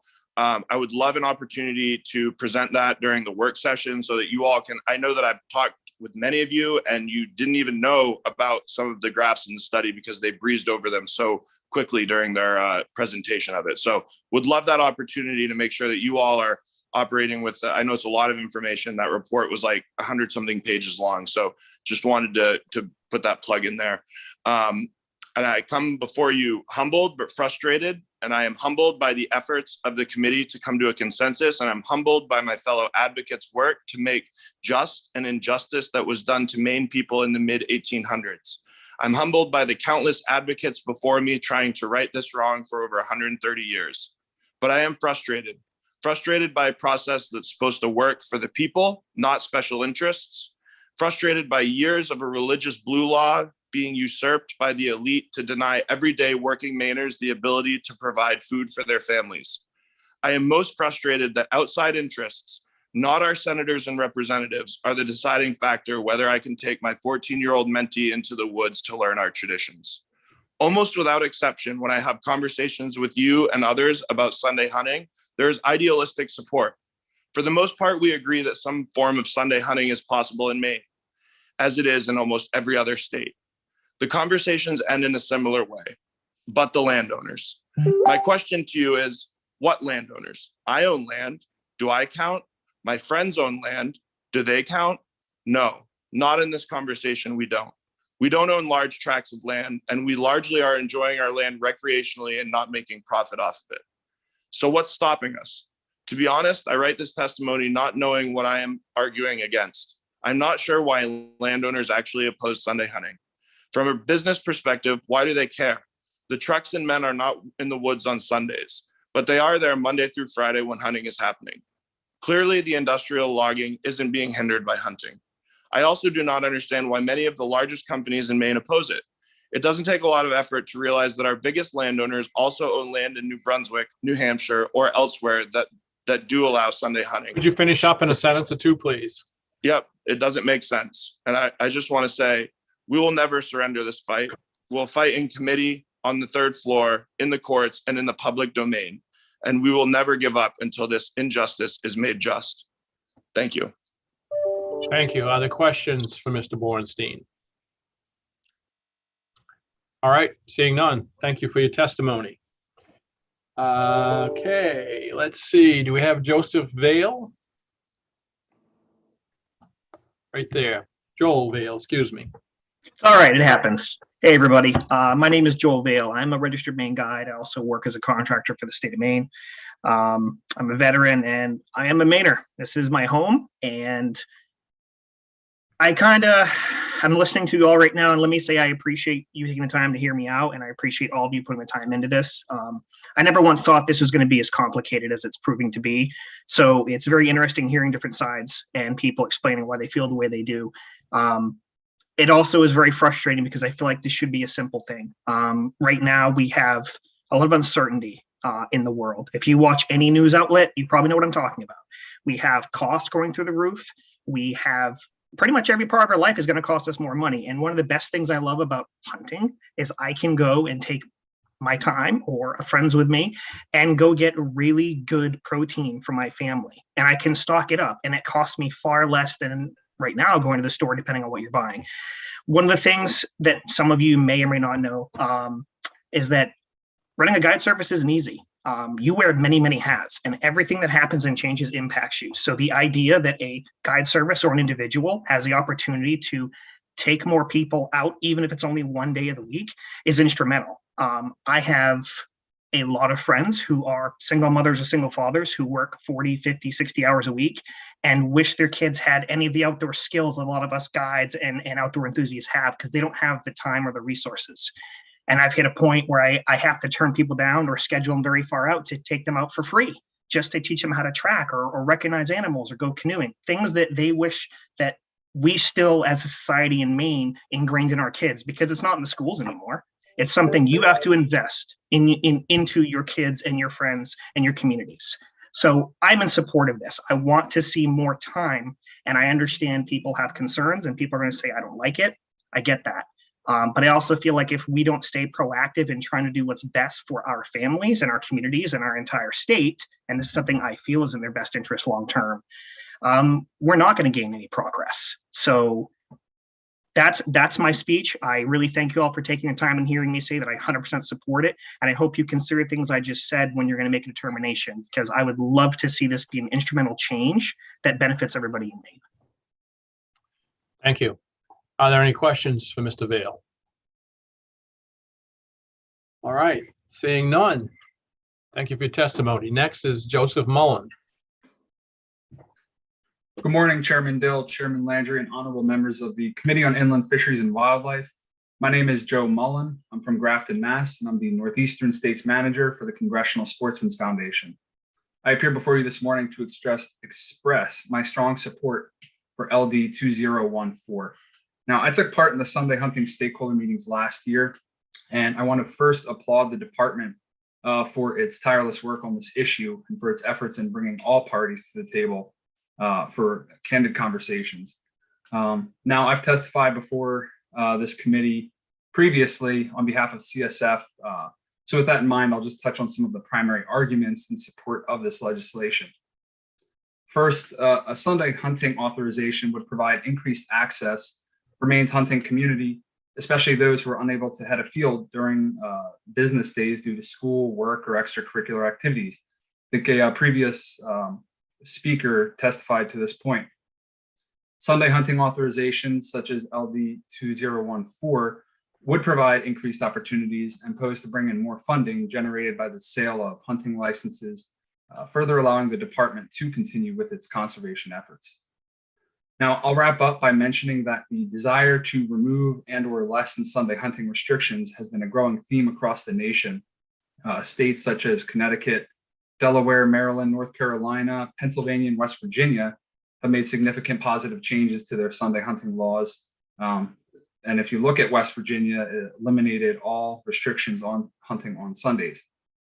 Currently, legislation in Virginia awaits the governor's signature to allow Sunday hunting on public lands. And legislation in South Carolina has been moving at the committee level, securing bipartisan support from 24 legislators. Even Massachusetts is seeking to increase opportunities as the governor's proposed fiscal year 2023 budget would authorize Sunday hunting during the archery season. Essentially, all these states with existing Sunday hunting restrictions have made recent advancements towards lifting or lessening the prohibitions. Once again, I'd like to reiterate my support for LD 2014. I thank you for your time. Thank you. Are there any questions? All right, seeing none. Again, thank you for your testimony. Next is Lauren LePage, followed by Luke Hilgeman, Robert Greco, and we'll stop there and then we'll switch over to a guest. Okay, go ahead, Lauren. Senator Dill, Representative Landry, and honorable members of the committee. My name is Lauren LePage, and I'm the state director for the National Rifle Association here in Maine. I do want to apologize. I do have 2 hound dogs in the background, so if you hear them, my apologies. I'm here to testify in strong support of LD 2014. We were happy to participate in the stakeholder group over the past several months that addressed Sunday hunting and ultimately produced the survey that the committee has been briefed on. This bill takes an important step in helping to increase hunter participation by expanding Sunday hunting opportunities and will undoubtedly invigorate hunter recruitment and retention efforts. In addition, this legislation comes at a time when Maine families are struggling with increased expenses in virtually every aspect of their lives. Allowing hardworking Maine families to spend Sunday in the woods in an effort to fill their freezer will help during these difficult times. Maine is one of only 2 states where Sunday hunting is completely prohibited due to an antiquated blue law. And as Joe mentioned before me, it could be the last state if Massachusetts proceeds with their proposal. Gun ownership and participation in hunting and shooting sports are a great Maine tradition. We've seen a decline in the number of licensed hunters over the decade, and this decline is in part due to a transition in family lifestyle that is filled with commitments throughout the week. Sunday hunting restrictions add to the challenge of getting out into the field, Expanding Sunday hunting will also provide economic benefits through the purchase of fuel, food, lodging, and other incidentals that go along with a day's hunt. We allow various other outdoor activities on Sunday, including fishing and hiking, and hunting should be treated the same. On behalf of our thousands of members in Maine, I respectfully urge the committee to support LD 2014.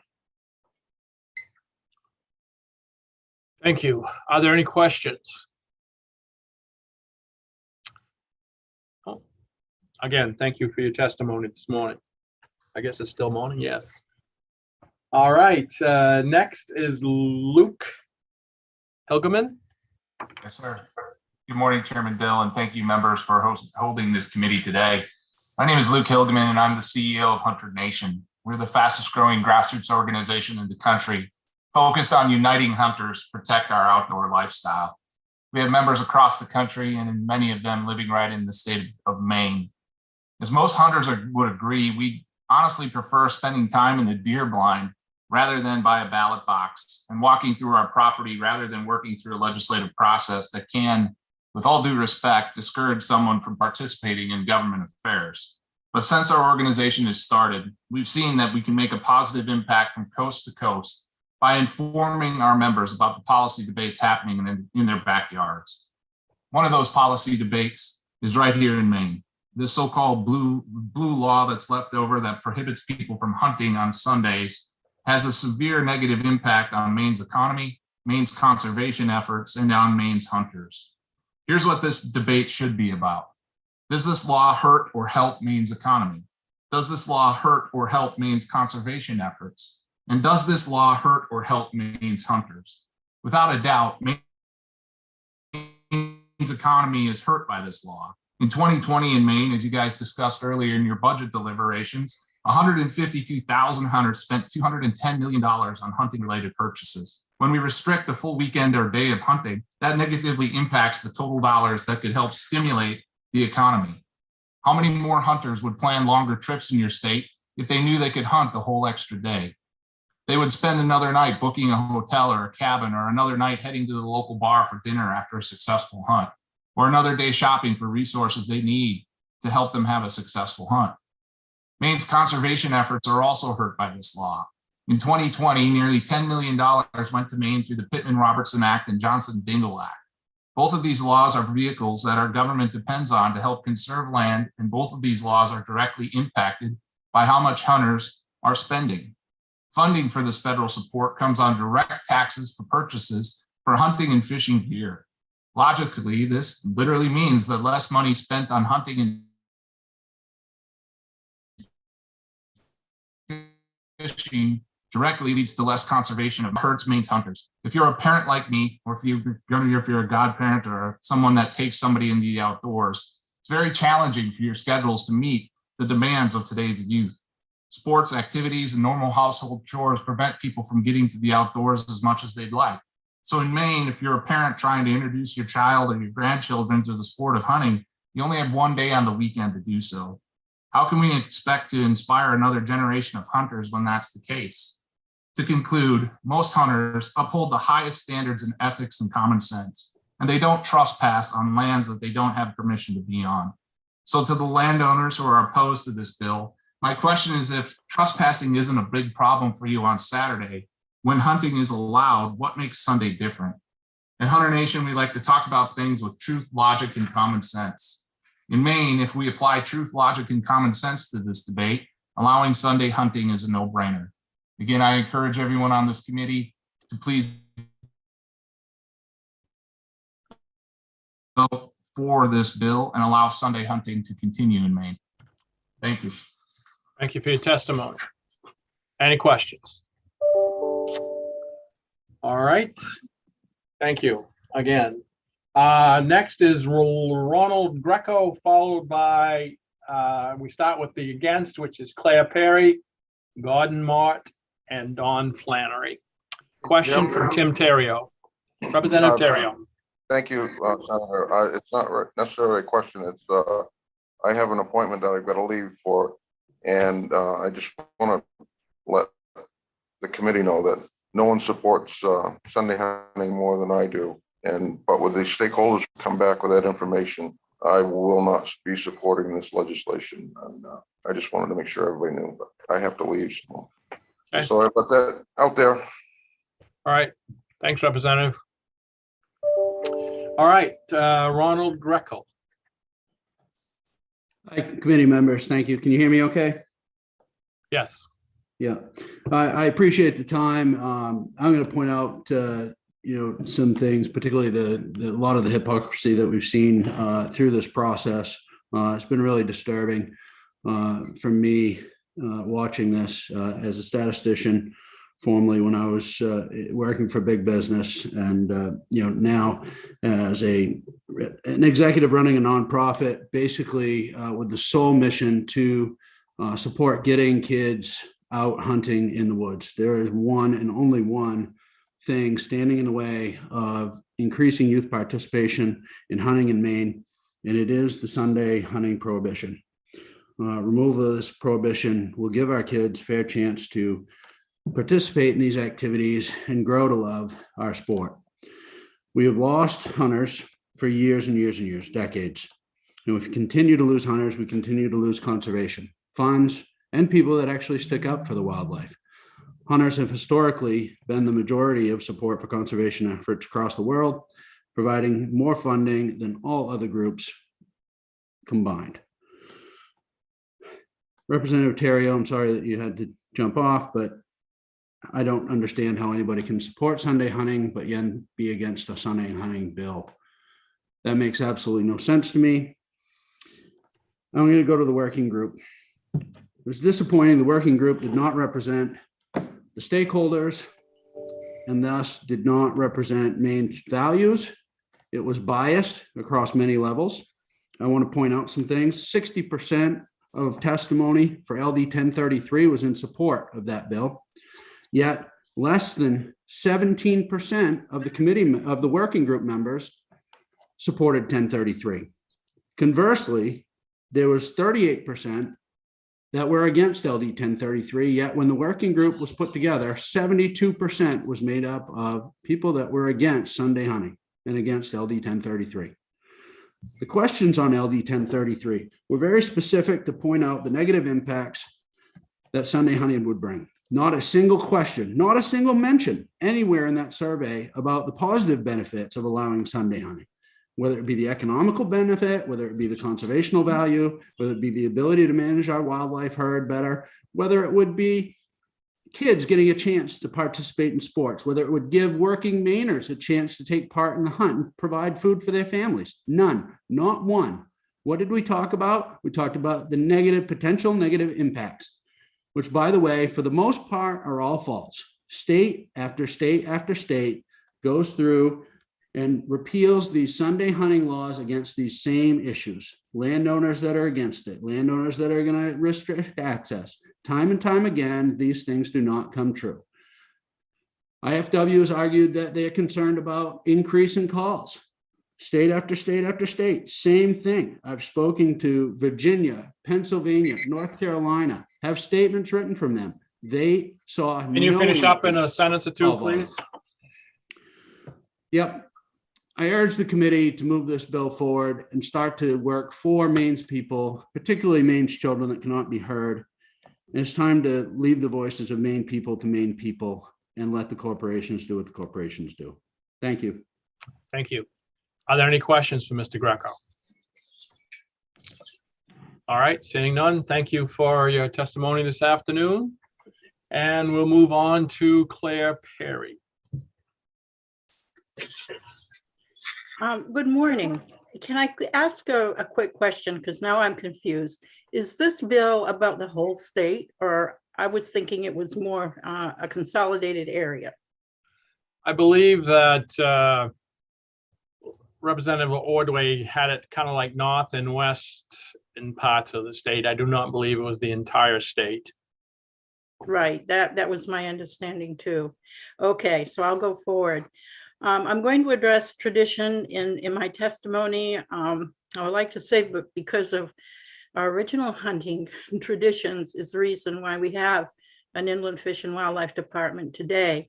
to be the stewards and the responsible overseers of our wildlife management. With that, Senator Dill, Representative Landry, and honorable committee members, I'm here today in opposition to this bill. To be clear right out of the starting gate, I don't want to end all hunting. I never did, and I never will, and I support almost every kind of hunting. I care about this bill because of the use of the word tradition when speaking out in opposition or support of wildlife in our hunting policies, because maybe we need a bill about that and substitute science instead of tradition. I grow weary of SAM or HSUS using the term tradition to support or oppose the hunting flavor of the week. It is kicked around all the time and assumed to hold great weight. Today, I caution you, be careful what you ask for, you might get it. This attempt of fairness will put a big crack in the time-honored and heavily supported Maine, dare I say it, tradition of no hunting on Sunday. And it will divide those who can and those who cannot, right down the middle, the haves and have-nots, if you will. It will also anger a good deal of Maine citizens who cherish knowing that Sunday is the one day they can be anywhere in the state enjoying the outdoors without thinking about hunters being around. A good number of them are uneasy about guns and dogs running at large in our woods, or the thought of a child of any age having a gun at hand ready to shoot a moose, bear, deer, or coyote. There will be no close season where those hunters will be absent, not even in the spring and the summer. This will only cause more division in a world that is already far too divided. Why keep pushing the envelope? Why keep pushing the envelope? We all have the opportunity to hunt in Maine. We all have 6 days to hunt the animal of our choice in season. 6 out of 7. I ask you, when is enough enough? Thank you. Thank you. Are there any questions? Seeing none, thank you for your testimony. And next is Gordon Moore. Good morning, Honorable Chairman, Senator Dill, and Representative Landry, and distinguished members of the committee. I am D. Gordon Mott. I live in Lakeville, Penobscot County. I'm a Maine forester and land manager in private practice, trying hard to retire. My wife and I own forest land in this vast region north of Route 9 and Route 2, where it's proposed to allow Sunday hunting everywhere that it's not posted.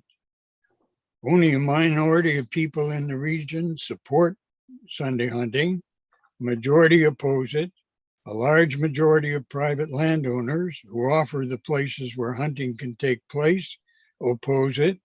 About 1/4 of landowners who do not now post their land will do so if Sunday hunting is allowed, and hunters will gain Sundays, but significant use of private land will be lost.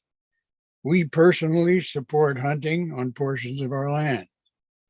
We post parts of our property to keep hunters out near the residents, and on attractive parts of the property we share with the public for their use.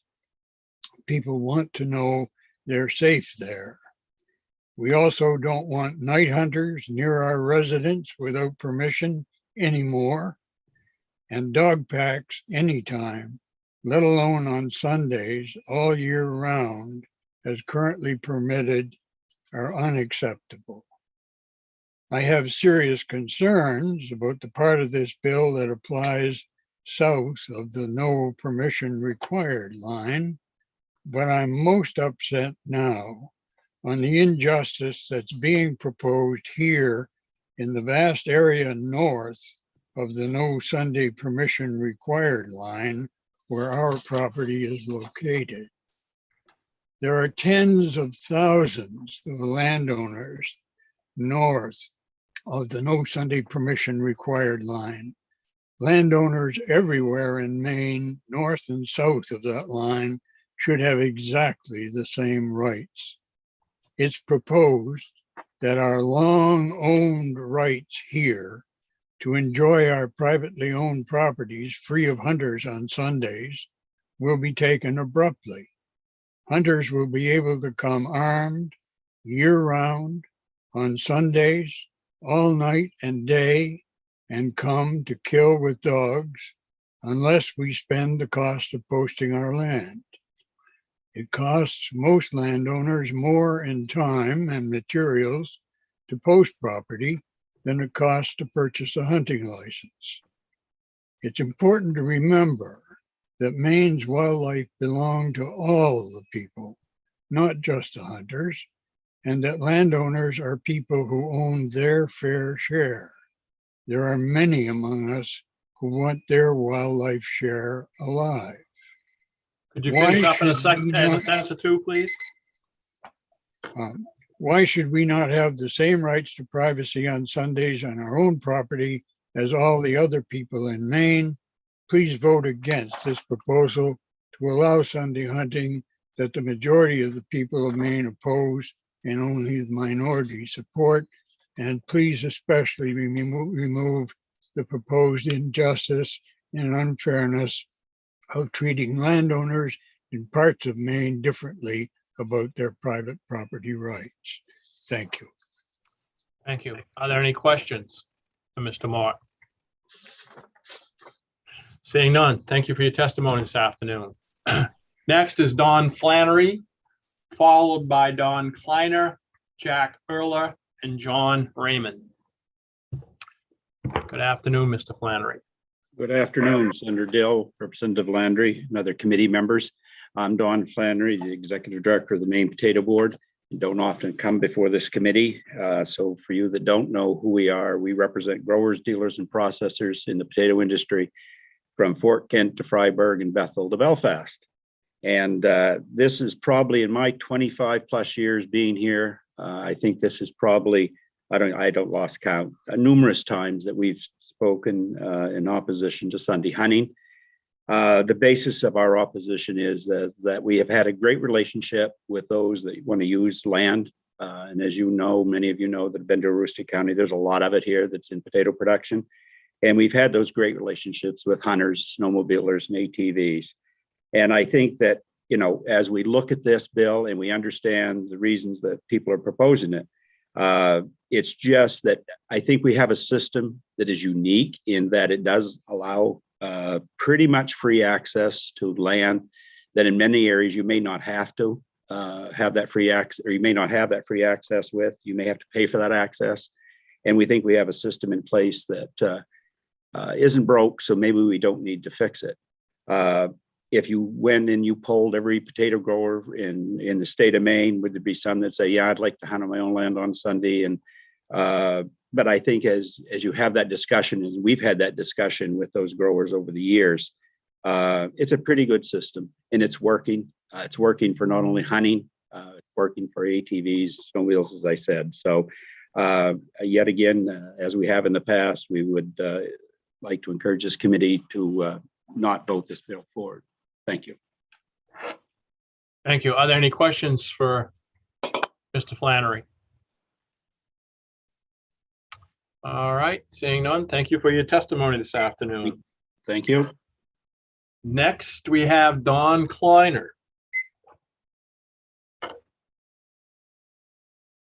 Good afternoon.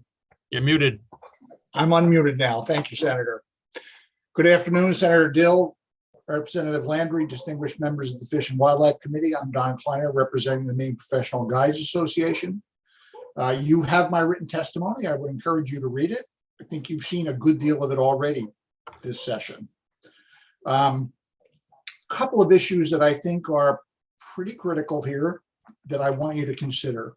One is that this bill, as written, establishes a system of winners and losers among my members.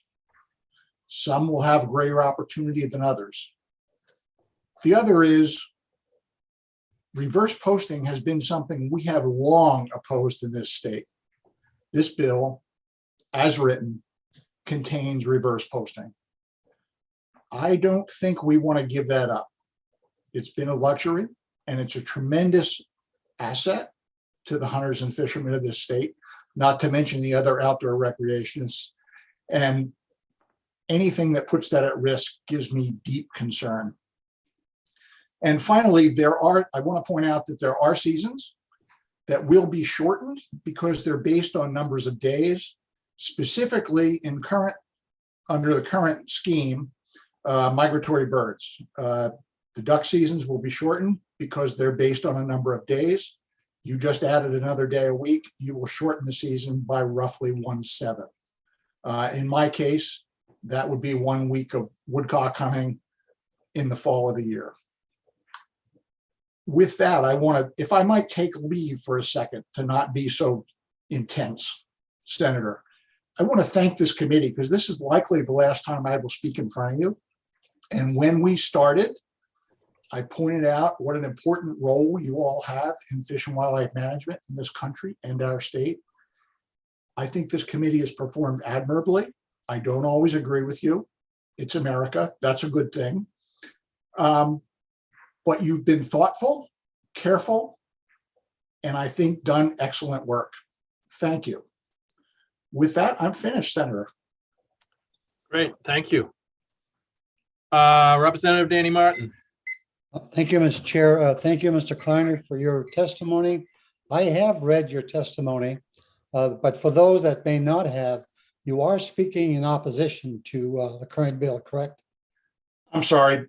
You're correct, Representative Martin. I wasn't clear about that when I started. I appreciate that. Thank you. Other questions? All right, seeing none, thank you for your testimony. Next is Jack Erler. Can you see me and hear me? Yes. Good morning. My name is Jack Erler. I'm addressing Senator Dill and Representative Landry and members of the Maine Fish and Wildlife Commission Committee. I reside in Portland. I own 130 acres of forest land. I have been a hunter. I am vehemently opposed to LD 2014, an act related to Sunday hunting. The pollster that you hired again has revealed again the truth that has been true for 100 years, and that is that the majority of Maine residents are opposed to Sunday hunting. A majority of the Maine landowners are opposed to Sunday hunting, and a substantial portion of Maine hunters themselves are opposed to Sunday hunting.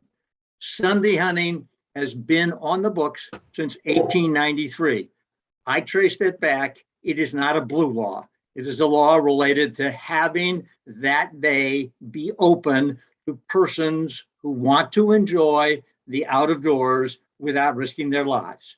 And so that seems to me a relatively small request, is that all the rest of the people in Maine would have that opportunity because there are no Sunday hunters. So in 1883, that law was passed. It's still on the books today, and I suggest it should stay there. I listened to the work session at this committee in which the resolution, which was designed to have the IFW look at this idea, became a bill to have Sunday hunting.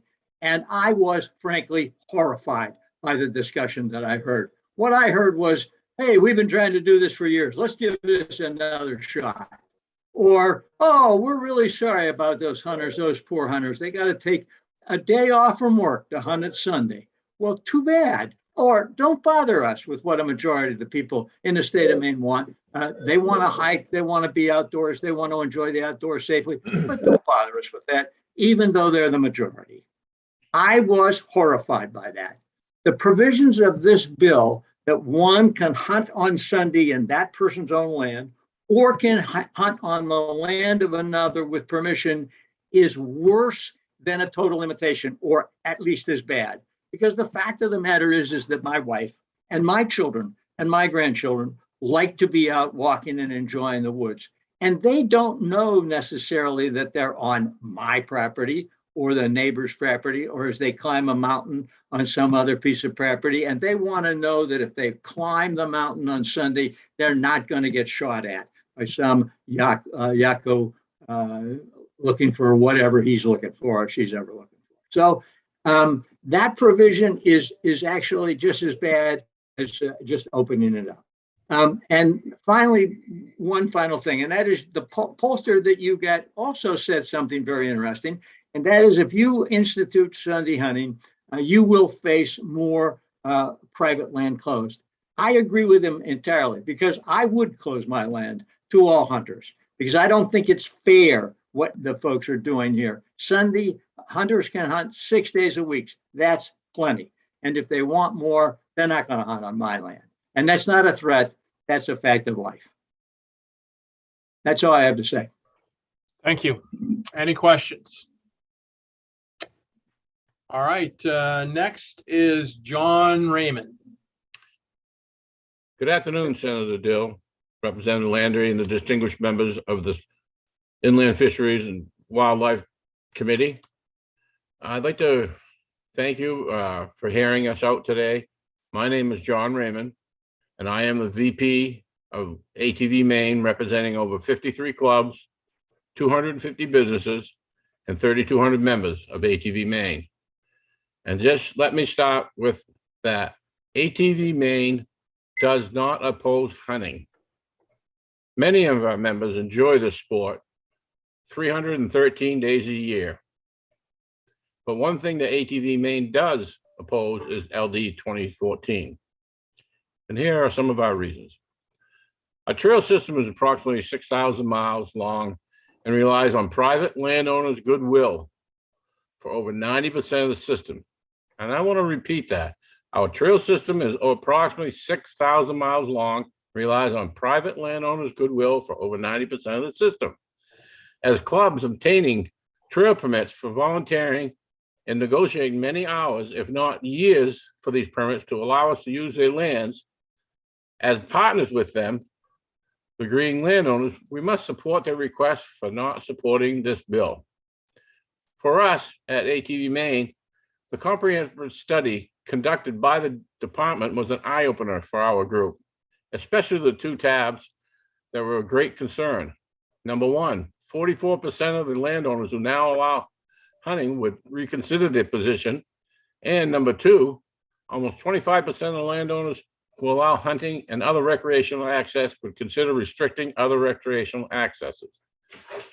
Very concerning seeing myself. I just got done, took me over 6 years to obtain permission from the landowners to get a major connection coming in the Katahdin area this year. I would hope that this bill would not hurt our effort up here. And we just went through a long ordeal with that. So that's another reason why we're in opposition to LD 2014.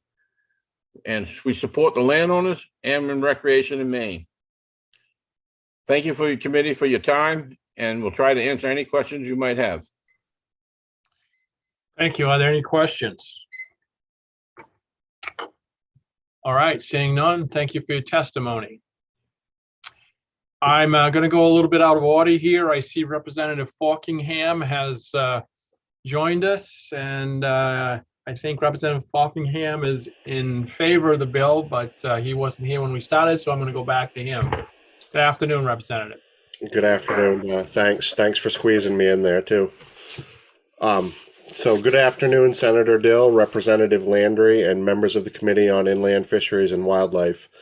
I am Representative Billy Bob Falkingham, and I am here to testify in favor of LD 2014, an act related to Sunday hunting. I would like to start by thanking the committee for putting this bill forward and giving us an opportunity to finally pass a bill stopping the centuries-long prohibition on Sunday hunting.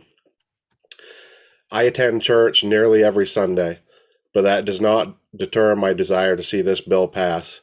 You see, I have 3 children, and to me, family is the most important part of my life. My 8-year-old boy, Carter, has taken a particular interest in hunting, and an extra 4 days in the deer woods or a few extra Sundays in the bird woods would create lasting memories for us. And also my father, who loves my son and loves hunting with him. There is nothing more wholesome and family oriented than passing on and participating in the sport of hunting. Many school-age children are severely limited in the number of days they have available to hunt. Without youth participation in the sport, it will eventually disappear as participation is low and the public will shift towards ending all hunting opportunities. Perhaps that is what some of the opponents want. I've read many of the testimonies in opposition to this bill, and I've just heard a few now, and an overwhelming number of them have a common theme, that being Sunday is the only time we can be on our land. The rest of the week we are concerned for our safety. I have to point out here that this statement is not only nonsensical, but it makes me question whether these people have even read the bill. For people that are on their own property who have not given permission to hunt on Sundays, nothing will change for you. For those on state parks or public lands, nothing will change for you. Furthermore, hunting is incredibly safe. According to the National Safety Council, hunting is a safe activity. Hunting results in fewer injuries per 100,000 participants than do many sports, including cycling, bowling, golf, and tennis. The insinuation that hunting Monday through Saturday is perfectly safe, but come Sunday it turns into some sort of errant shooting spree, is not only insulting to the good sportsmen that participate in the sport, but it's also insulting to the intelligence of the members of this committee. I would like to address some of the concerns I've heard about reverse posting. I think those concerns are off the mark. What we have here before us is a fair compromise between our good long-standing traditions of open access and allowing people to exercise their God-given rights on private property. This bill preserves open access, but permits opportunities to hunt Sundays, while also protecting private property rights, both to be left alone to hunt or recreate in other ways. It is the best of everything for everyone. Much has been made of this survey conducted that shows 54% of Mainers oppose Sunday hunting. How many oppose hunting in general? Since we all agree that hunting is a right, those opinions shouldn't count any higher than the people that oppose free speech or the right to bear arms. Secondly, I would point out that half the state lives in CD1, which is a small sliver of coastal land from Augusta south. 80% of the state's land mass is in what is known as CD2, which only has 50% of the population. That 80% of the land is where most of this hunting will occur. It's reasonable to assume that support for Sunday hunting would shift in favor in that portion of the state. Maine is one of 2 states that does not permit any form of Sunday hunting. Here we remain attached to the hip of Massachusetts after 2 full centuries of sovereignty. But as we speak, a bill for Sunday hunting is moving through the legislature in Massachusetts. Please do not let Maine remain alone as the last blue law Sunday hunting prohibition state in the country. I urge you to vote ought to pass on this bill, and I'll answer any questions. But I'm Thank sure you. Are there we'll any move on. questions? Are there any questions for Representative Walkingham? All right, seeing none, thank you for your testimony this afternoon. Thanks. Good seeing you guys today. The next 3 on my list are Julianne Smith, Caitlin Bernard, and Molly Schaffler, all again against. And I will start with Julianne Smith. Thank you so much, Senator Dill, Representative Landry, and honorable members of the Joint Standing Committee on Inland Fisheries and Wildlife. My name is Julianne Smith, and I am the Executive Director of Maine Farm Bureau. I grew up on a dairy farm in Monmouth and have continued to work in agriculture throughout my life. The success of farming in Maine is an issue close to me personally, and I'm grateful to have the opportunity today to speak on behalf of the members of the Maine Farm Bureau Association.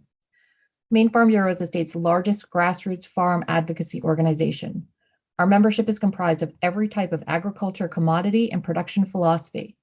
We've represented the voice of all agriculture in Maine for the past 70 years, and our grassroots policy development process ensures that we speak for the majority of farmers in Maine. There are over 7,000 farms in Maine that provide food, ATV trails, snowmobile trails, recreational and agritourism opportunities for Mainers and visitors to our great state. As stewards of over 1.3 million acres of Maine's open space land, farmers are protecting land from development and allowing wildlife to thrive. We have spent centuries supporting hunters and decades strongly opposing Sunday hunting. Our farmers, through our grassroots policy development process, voted to oppose Sunday hunting in any form and have reaffirmed that position annually for over 40 years. We have testified countless times before this committee with a clear and resounding message that farmers do not want Sunday hunting. One of Maine's agriculture's many commodities is our equine industry. There are estimated to be over 35,000 horses in Maine, with an economic impact of over $400 million. During deer season especially, most farms that offer trail rides limit outings to Sundays to minimize risk. Hunting comes with significant risk of injury and homicide, but farmers are willing to wear orange, welcome neighbors and strangers onto their land, and keep their land open, provided the exclusion of Sunday hunting is preserved. I ask for your support of agriculture in Maine by voting ought not to pass on LD 2014. I would be happy to answer any questions. Thank you for your testimony. Are there any questions? All right, again, thank you. Next is Caitlin Bernard. Good afternoon, Senator. Oh, I'm hearing an echo. Can you all hear me okay? Yeah. Okay. Good afternoon, Senator Dill, Representative Landry, and members of the Joint Standing Committee on Inland Fisheries and Wildlife. My name is Caitlin Bernard, and I am the Natural Resources Policy Advisor for the Nature Conservancy here in Maine. I appreciate this opportunity to testify in opposition to LD 2014, an act related to Sunday hunting.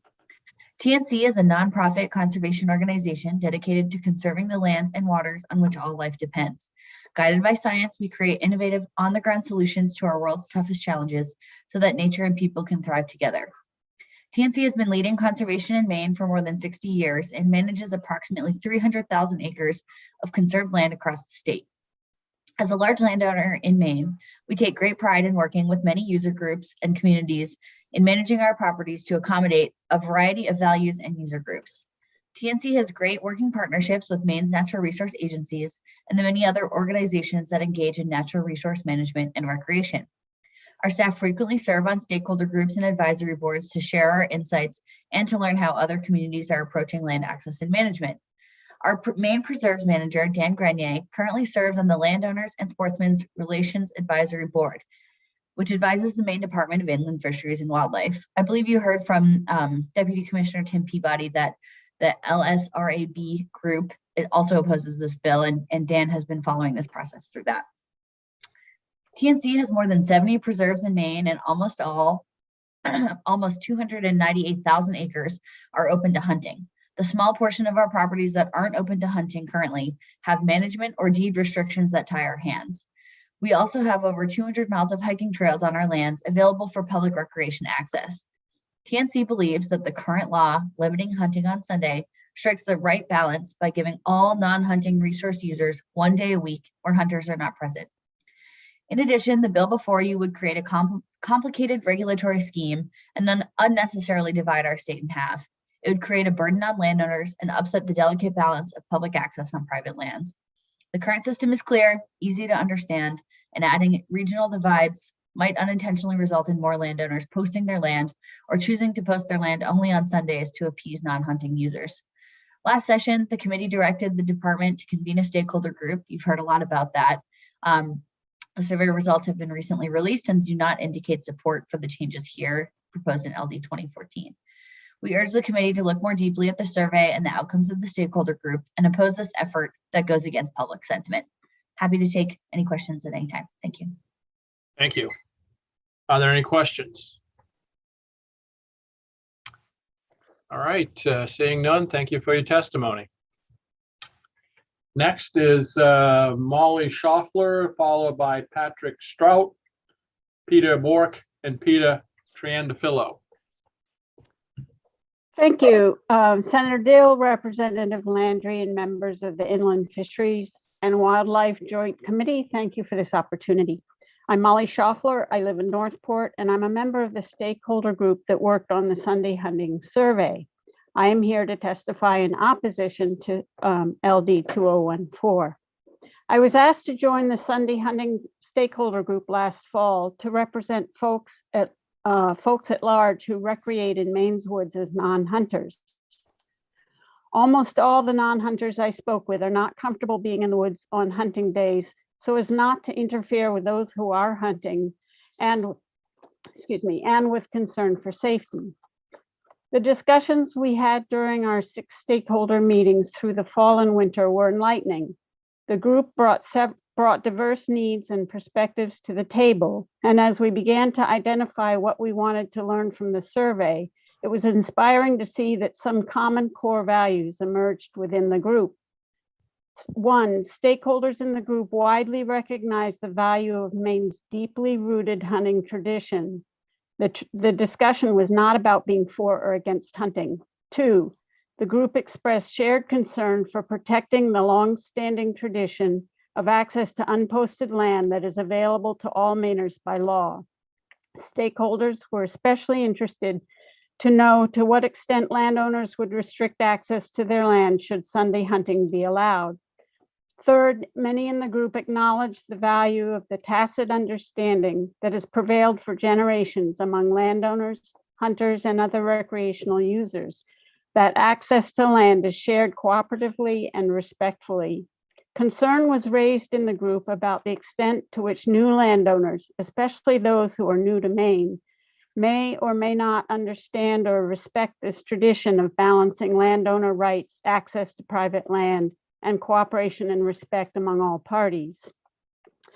The tacit understanding that Maine's land is accessible and shared cooperatively has fundamentally worked well because it balances several potentially conflicting desires. It has worked for a long time, but it cannot be taken for granted. LD 2014 messes with that balance. At present, everyone gives a little and gets a lot in return. We have access to a large portion of woodlands in Maine to hunt, fish, forage, hike, collect fur tips, paddle, replenish our soul, and generate stories and opportunities to pass to our children. We have a hunting season that is longer than many other states, and the proposed bill would divide people into those who have permission to access land and those who do not. It would divide landowners between north and south of an arbitrary line and subject them to different standards. It would stir confusion and conflicts and would be difficult and costly to enforce. Can you finish up in a sentence or 2, please? Yep. It would diminish access to land for those who do not hunt and very probably for those who do hunt as well. I would just close by saying that in teaching students from middle school through graduate school, we stress the importance of making evidence-based decisions about important issues. I encourage the committee to do the same. Based on the facts of the survey that results that you requested, I urge you to not recommend this bill for passage. Thank you. Representative Hepler. Thank you, Mr. Chair, and thank you, Molly. I just wanted to say thank you for your work on the stakeholder group. Thank you. Yep. My pleasure. Any other questions from anyone? All right, seeing none, thank you for your testimony. Mr. Stroh.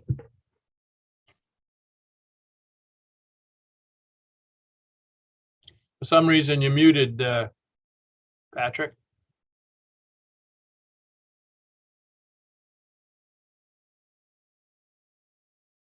No.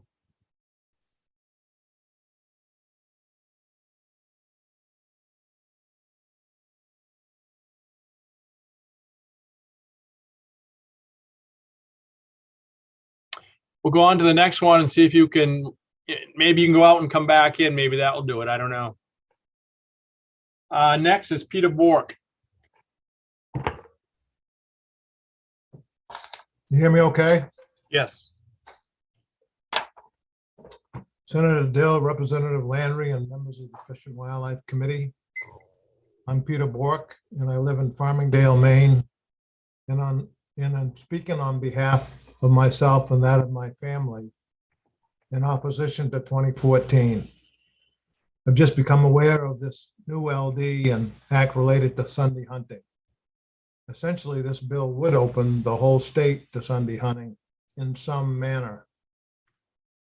Our family is fortunate enough to own a 200-acre woodlot with camp in northern Piscataquis County in the North Maine woods. I and family members are hunters and enjoy spending time at camp in the fall. Our land has been open to other hunters and it gets considerable use, especially during the partridge season. With that said, our family and others do enjoy the camp and the land on Sundays when free of hunters. Other than just relaxing, we enjoy other activities like hiking, maintenance projects on the land and the camp, and cutting firewood. Unfortunately, opening the woods to Sunday hunting will force us to reconsider our current open access policy, and that would be too bad. This bill seems to be very similar to one of those presented at the last session. We urge you ought not to pass. Thank you. Thank you. Are there any questions? Seeing none, thank you for your testimony. Patrick, we'll try you again.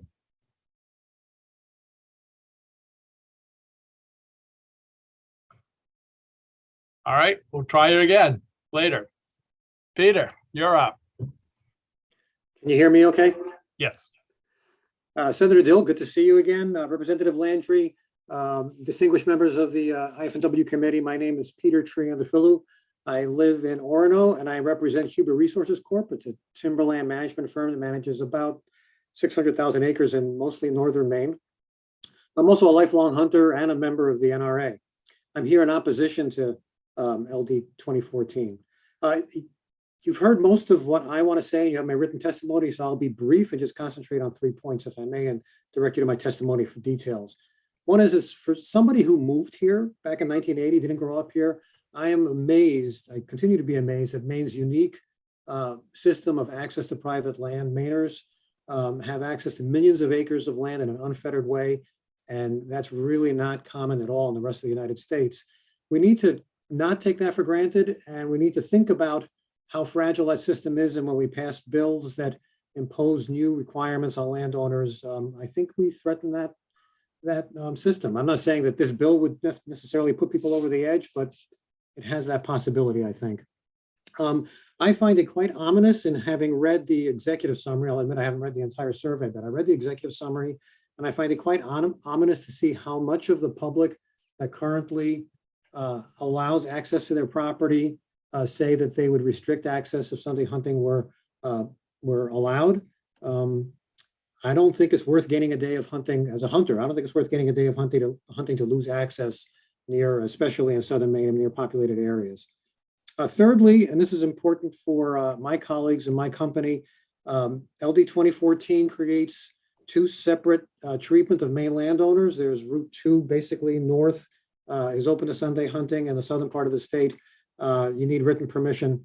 I've argued for many years in front of several committees that it is, I think, from a policy perspective, not wise to split landowners based on landowner size or location. I don't think that's an appropriate thing to do. There are plenty of smaller landowners in northern Maine. We've done forestry operations and stumpage operations on them, and I can't imagine they'd be, feel very good about being treated in a different way than their colleagues in the south. I think if we're going to do anything on this subject, I think it should apply to all landowners equally, regardless of location and size.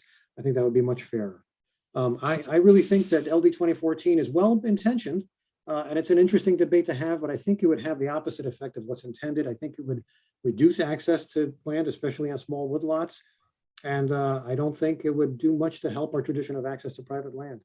Well, that I will close and be happy to answer any questions. Are there any questions? Seeing none, thank you for your testimony. Thank you. Patrick, you ready to try again? Different computer. Can you hear me? We can hear you. I I thought it might have been your button, Senator, but I know better now. Yes, we've been down that road before. Thank you, Senator Dill and Representative Landry and distinguished members of the Inland Fisheries and Wildlife Committee. I'm Patrick Strauch, Executive Director of the Maine Forest Products Council. I represent the large industry, but I'm speaking today perhaps emphasizing the 8 million acres of commercial forest land dues-paying members that we have and trying to reflect their thoughts on this bill. We're speaking today in opposition to LD 2014, an act related to Sunday hunting. It seems after testifying against a series of bills last session, agreeing to go to a stakeholder group, I'm kind of back with a combination of all three bills doing the same thing at the same time. So we're concerned about that. The findings and recommendations of the group I participated in, they demonstrated the significant trade-offs we'll have on the issue of Sunday hunting as examined by hunters and non-hunters alike. We certainly appreciate the department's position against the bill. We have built better wildlife management programs through collaborative initiatives, and they understand these relationships are key to providing many different recreational experiences for the people of Maine. And so large landowners are concerned with a different approach being taken, others taking liberties to establish policies on private land. In fact, portraying landowners as the bad guys in this discussion. We have a unique situation in Maine with abundant access to over millions of acres of land. This is unique to many other regions throughout the US. So the arguments that we need to change and be like every place else don't fly with my community. We're not in a rush to look like Massachusetts, and we should be comfortable with doing things the Maine way. George Smith once wrote about how in the long run, more hunting licenses would be the standard in Maine. And I'd argue with him and I'd say, and I disagree, and I tell him it doesn't have to be that way. The only way we can keep it that way is if we assume that the right to hunting does not trump the landowner rights, and concerns about this kind of discussion only reinforce that type of change. We do not support setting up a patchwork of areas where Sunday hunting would be allowed with landowner permission in some areas and some areas without. There's no difference between the rights of large and small landowners. We don't believe policies should create different classes. Maine's landowners already provide many opportunities for recreation, especially in the North Maine woods. So we strongly support the tradition of Sunday hunting. It's not broken. It's a tradition of a partnership between landowners and hunters, and we can't have this kind of divide.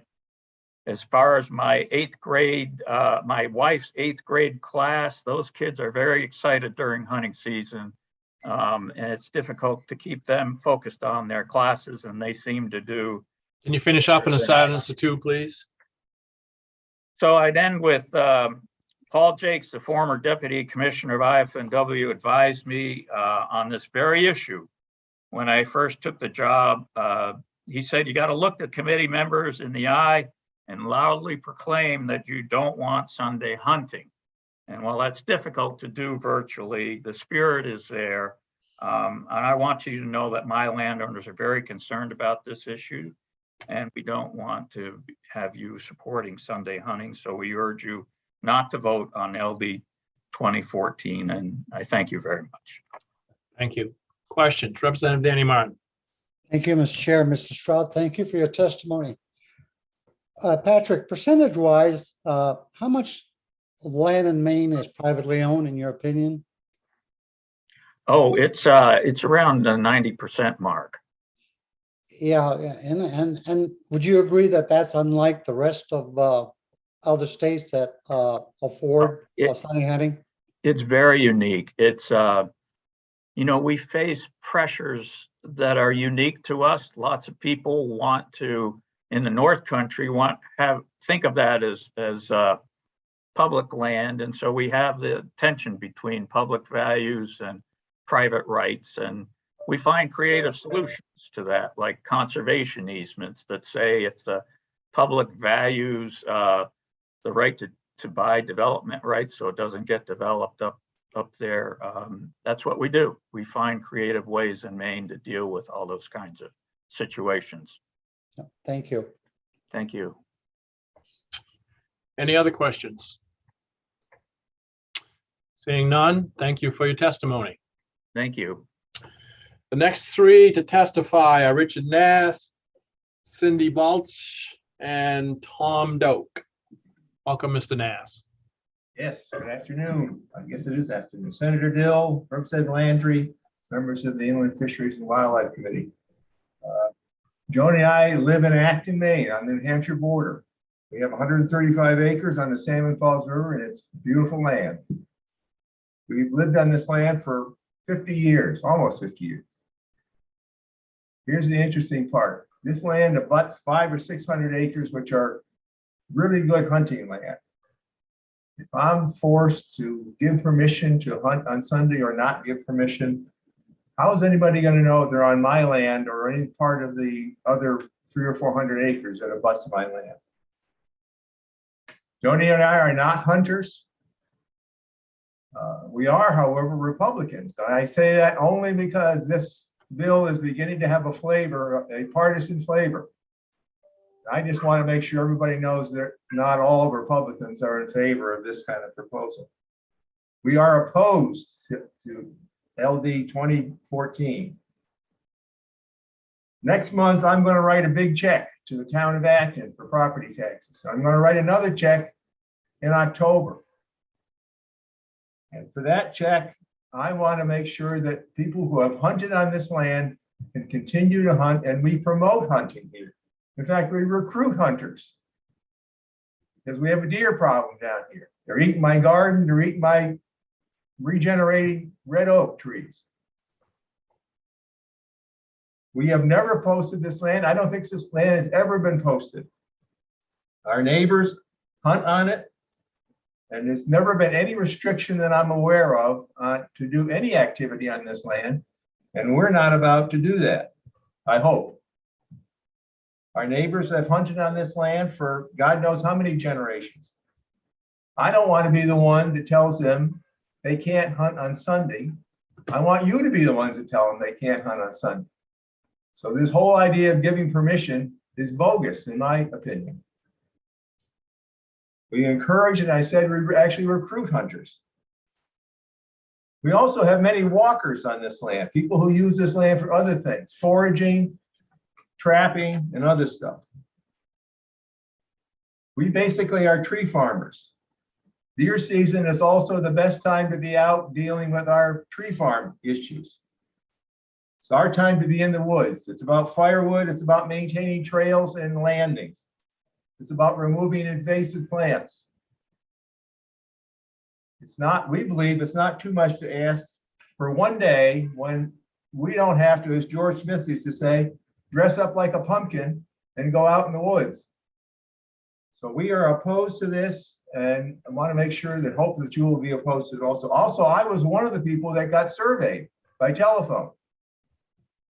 It was an agonizing process, 15 or 20 minutes long. I wasn't sure at the end what the right answers were. All I knew is I was opposed to Sunday hunting. Thank you. I'll be happy to answer any questions. Thank you. Are there any questions? All right, seeing none, thank you for your testimony. Next is Sydney Balch. Sorry if I mispronounced your last name. No, you get a star for getting it right. It's perfectly phonetic. It messes everybody up. Thank you. I'm surprised to be in the speaker list because I got in late. I haven't testified in front of the legislature or a committee for a long time. Hello, Russell Black. I haven't seen you for a long time, and I hope you're well. I used to live in Wilton. I agree with many of the things that have been said. I am opposed. It is fascinating that one of the things that hasn't come up is hunting leases. They're unknown in Maine largely. There was a time when IP tried to do some. The legislature went berserk. and basically made it so hard to create a hunting lease in the state of Maine that there aren't any. If you travel around the country, hunting leases are very common, and it's a way to control various forms of hunting.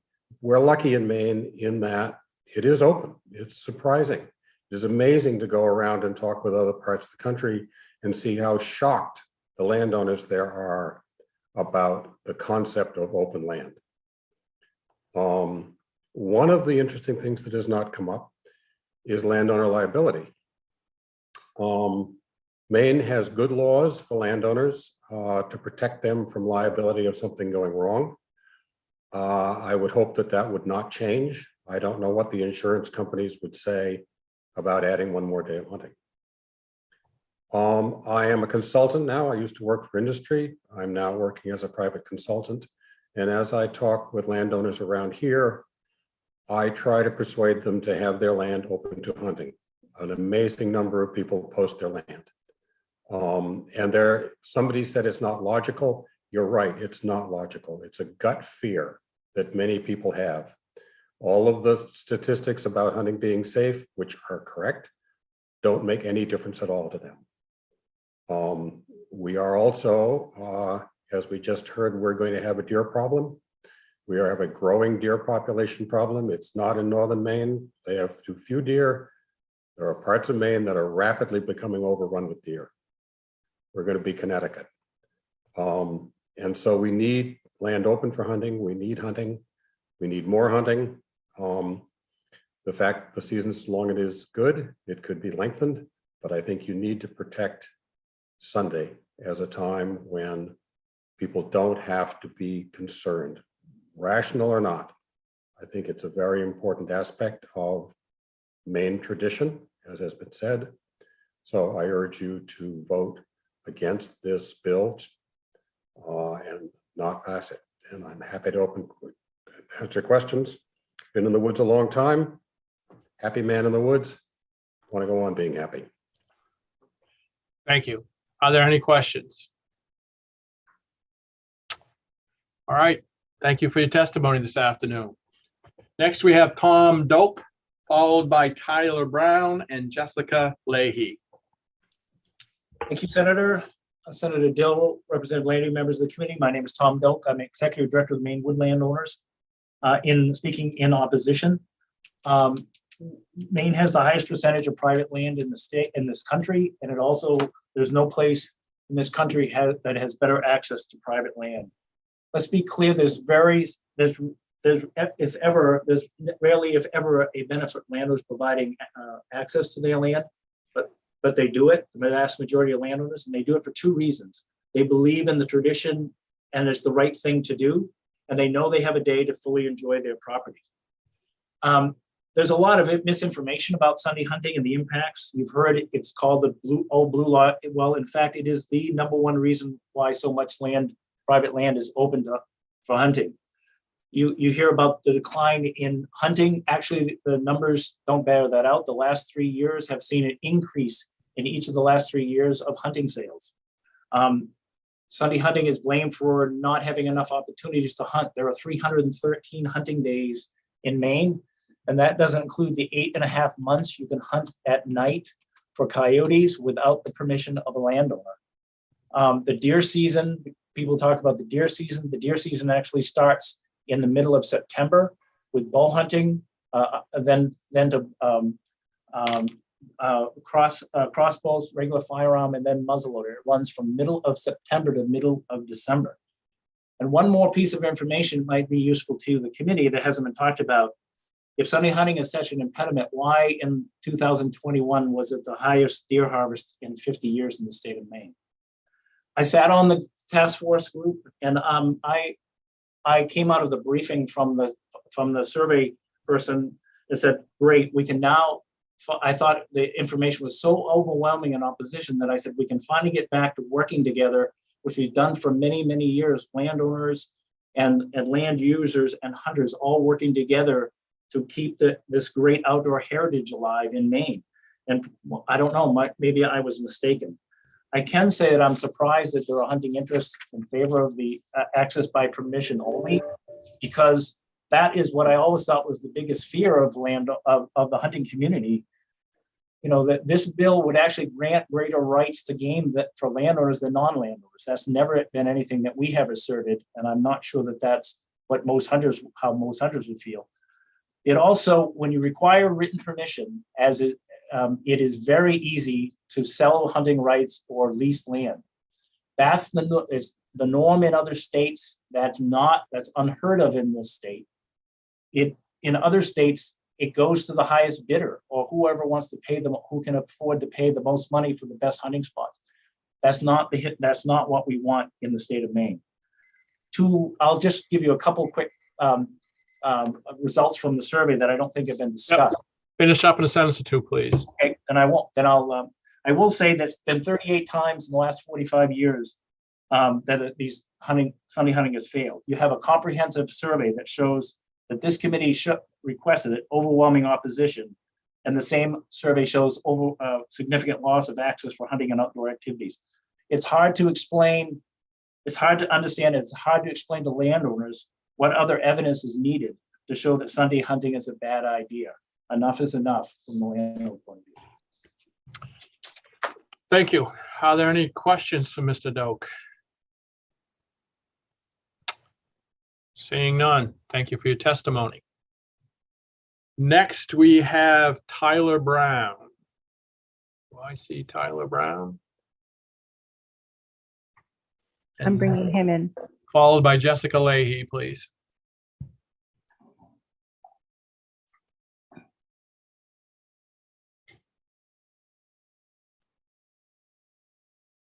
Tyler Brown is on his way in. Okay. Good afternoon. Can everybody hear me? We can. Excellent. Thank you very much. Senator Dill, Representative Landry, and esteemed members of the Inland Fisheries and Wildlife Committee. My name is Tyler Brown. I am a hunter and third-generation land steward in Central Maine. As a member of the Stakeholders Committee that crafted the survey by Responsive Management, I speak to you today in opposition of LD 2014 as written, which would open Sundays to hunting for all seasons across the state.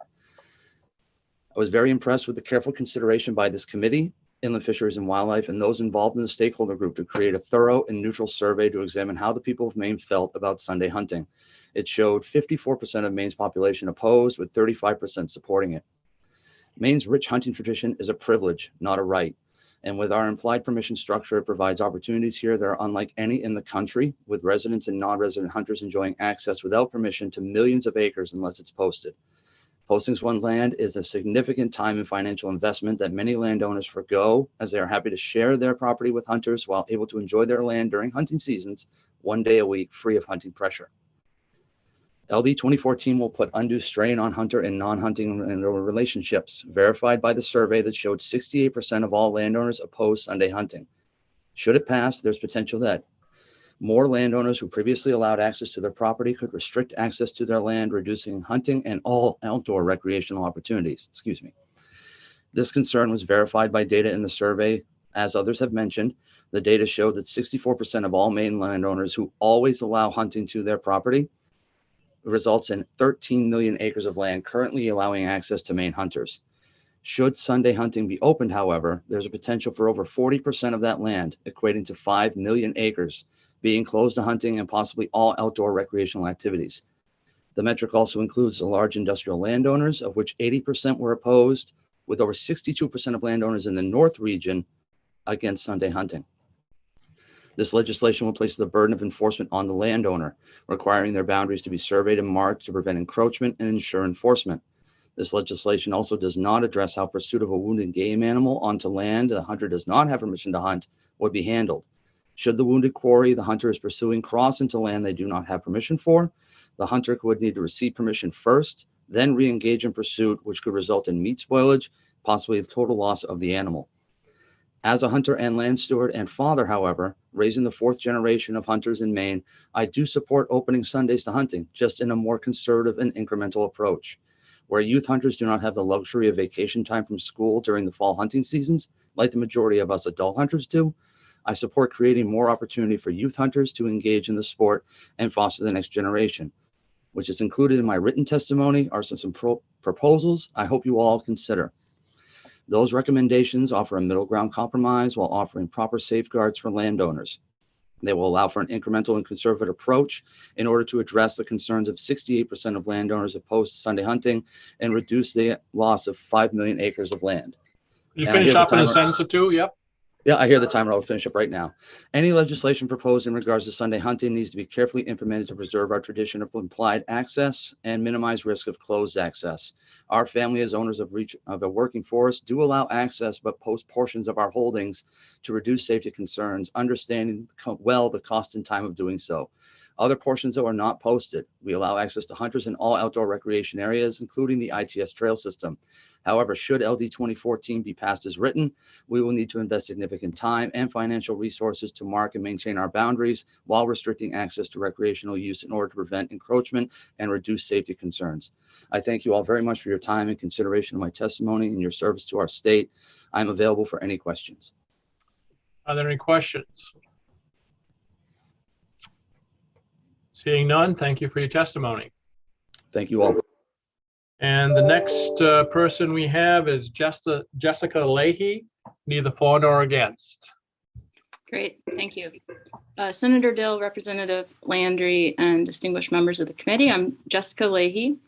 I'm here to testify neither for nor against LD 2014, and I'm testifying as a private citizen. I do have a lot of connections to this issue as a professor in the forestry department at the University of Maine.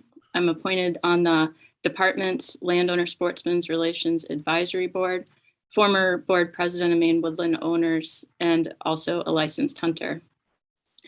I want to comment as a social science researcher and a professor who's taught graduate level research methods about the recent Sunday hunting survey.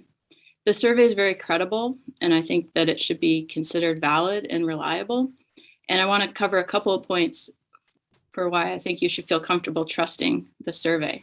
First, it was carried out by Responsive Management. That's an internationally known survey consulting group that specializes in the human dimensions of wildlife. They've worked with virtually all and possibly all of the state agencies in the United States to do this kind of work. Second, the stakeholder process used to design the survey and the survey questions exceeds the typical expectation of what is done. To bring together the diverse group of interested parties, do the multi-day workshop, and to get buy-in on the questions is exceptional. Third, the survey administration used multiple recruitment methods through mail, telephone, and they had both online and telephone options for people to complete the survey, creating access for lots of people. They used multiple contacts to make sure those less motivated to respond still participated in the survey. And the online survey had security measures to prevent ballot box stuffing. People had to be selected to complete the survey, and they could only do the survey once.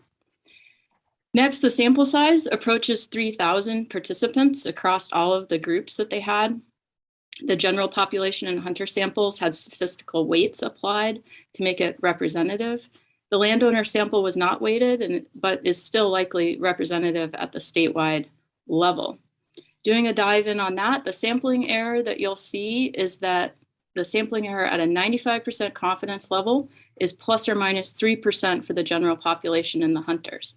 So in casual language, it means that if you look at a statistic reported in the survey, it's most likely 95% of the time, this is very casual, 95% of the time that number the true number, if you surveyed the whole population, would be plus or minus 3% of the numbers that you see. It's true that Responsive Management was very conservative in not doing this for the landowners, and that's because I think they felt uncomfortable with the fact that we don't have a centralized parcel database or tax records for the state of Maine like other states do. The USDA Forest Service estimates through the National Woodland Owner Survey that there are about 80,000 households in Maine that own between 10 and 1,000 acres. If you go through the formula, there's a square root and everything in the survey report, tells you how to do it. If you went with the statewide, those estimates, you would be plus or minus 5% for the landowners. Can you finish up in a couple sentences, please? Yep. The final thing I want to mention is that there is a document available at Fogler Library's Digital Commons called Public Access to Private Land Research Summary, and it reviews 4 studies conducted by the University of Maine that talk about the tradition of public access, landowner and land user support for it, and the tensions that exist. Thank you. Thank you. Are there any questions? Thank you for your testimony. Linda, that was the last one I had on my list. Is that all we have? Everybody who is present has spoken that was on the list. Okay. Then I will therefore close the public hearing on LD 2014, an act related to Sunday hunting. And I would entertain a motion to suspend the rules and go right into work session. Representative Landry? So moved. Been moved and seconded by, Second. and it was seconded by Representative Lyford. All right, then I will open up the work session on LD 2014, an act related to Sunday hunting, and I'll turn to Julia. Great. Would you like me to pull up the language, Chair Joe? Yes, please. I think there was some question over what the language actually was and if it was captured the way especially Representative Ordway wanted it. So. Great.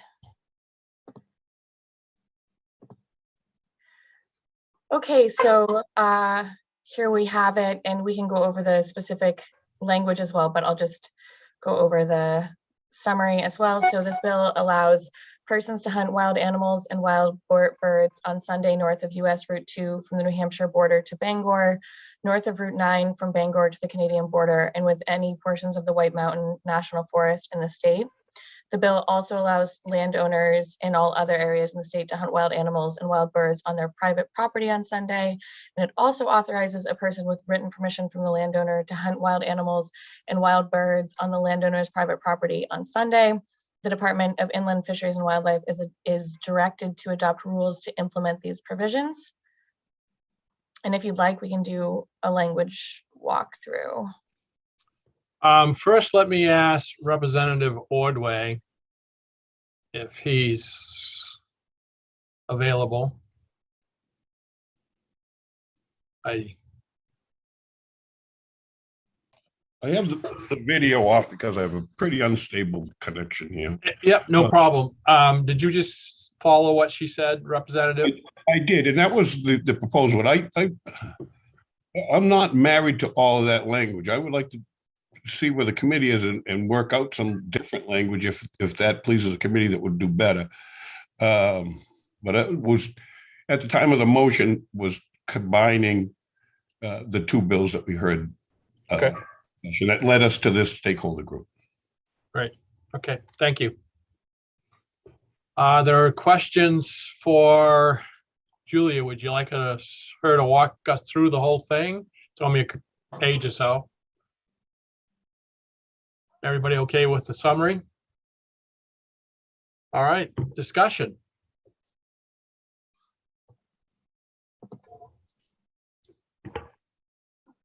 No discussion. Representative Martin. You just twisted on my arm, Mr. Chair. Thank you. I appreciate the goodwill of Representative Ordway and those that are in support of Sunday hunting in some form or fashion. It's interesting to note, though, those that are promoting Sunday hunting are folks from southern Maine who wish to and desire to have Sunday hunting located in northern Maine. And I take issue with that. With that in mind, Mr. Chair, I will not be supporting this piece of legislation. And at the appropriate time, when you so desire to entertain a motion, I'd be pleased to move ought not to pass. Okay, thank you. I see a couple other hands. I'll call on them first before I ask for the second. Senator Black. Thank you, Mr. Chair. Just a couple points.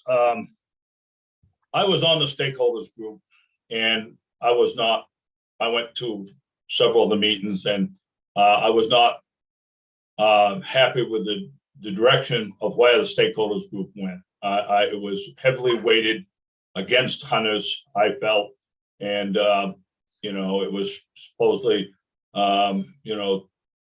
supposed to be a broad representative, but I personally was very unhappy with the stakeholders group. I guess, we hired a good firm. They did a scientific survey, but the questions were asked. In fact, as Richard Nash said, just testified a few minutes ago, he got called, and by the time he was confused, by the time he got, to the end, that was the exact same question, the same thing I had. I got called on a Sunday night at about 7 o'clock, and I don't know how many questions was, but it took a half an hour, I think. And by the time the questions were such, by the time I was answering the last question, I was wondering if I was contradicting myself from the first questions I asked. Very, very confusing for the average layman. So I was very unhappy with that. And we talk about landowners, rights. Well, I don't support the part of this bill that says north of Route 2 and north Route 9. I think that we should have kept it to the bill I was a co-sponsor of, landowners and written permission. I think landowners are the one that support the wildlife in the state of Maine. I have land here, and I feed deer and turkeys for all my neighbors. And yeah, if I'm busy all week, I can't, and Sunday's the only day I can't go out and hunt them on my own land. I think that's a landowner's right.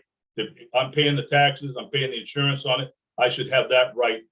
They're damaging my property, eating my silage, eating my clover. I should have that right to hunt on Sunday. So I would support just landowners on permission, landowners only with written permission for other people.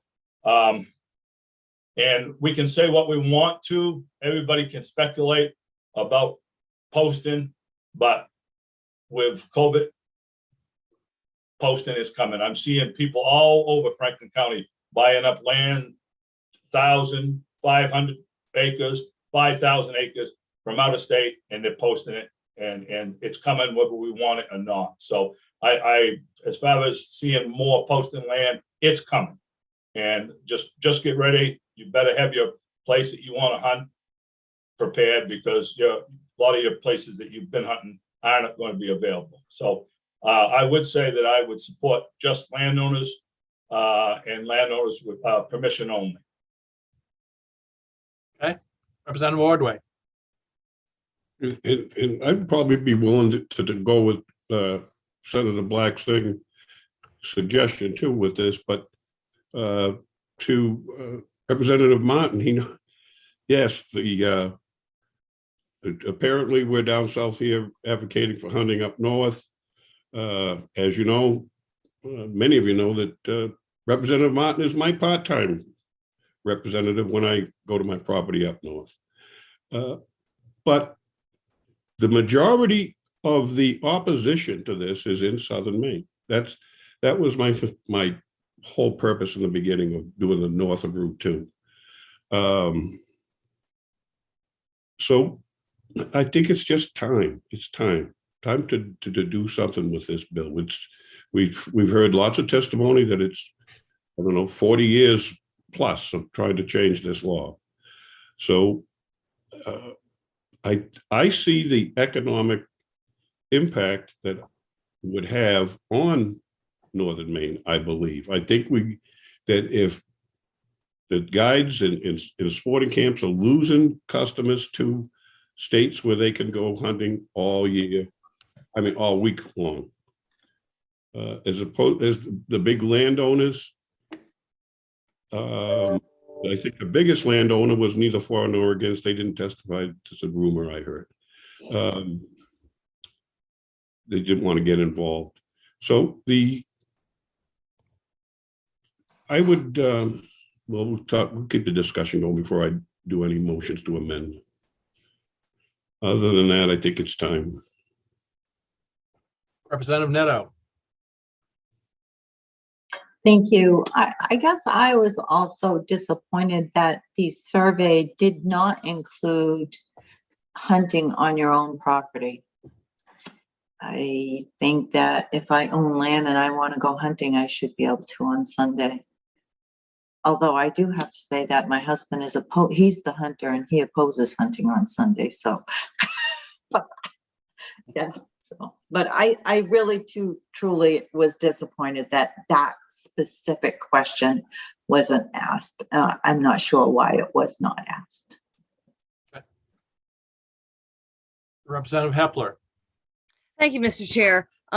With all due deference to my committee colleagues, I participated in all of the sessions in the stakeholder group, and I came away with a robust discussion about, I'm looking through there, and of course I can't find the pages that I'm particularly wanted to point out in the survey, found them to be fair, and after a lot of discussion about it.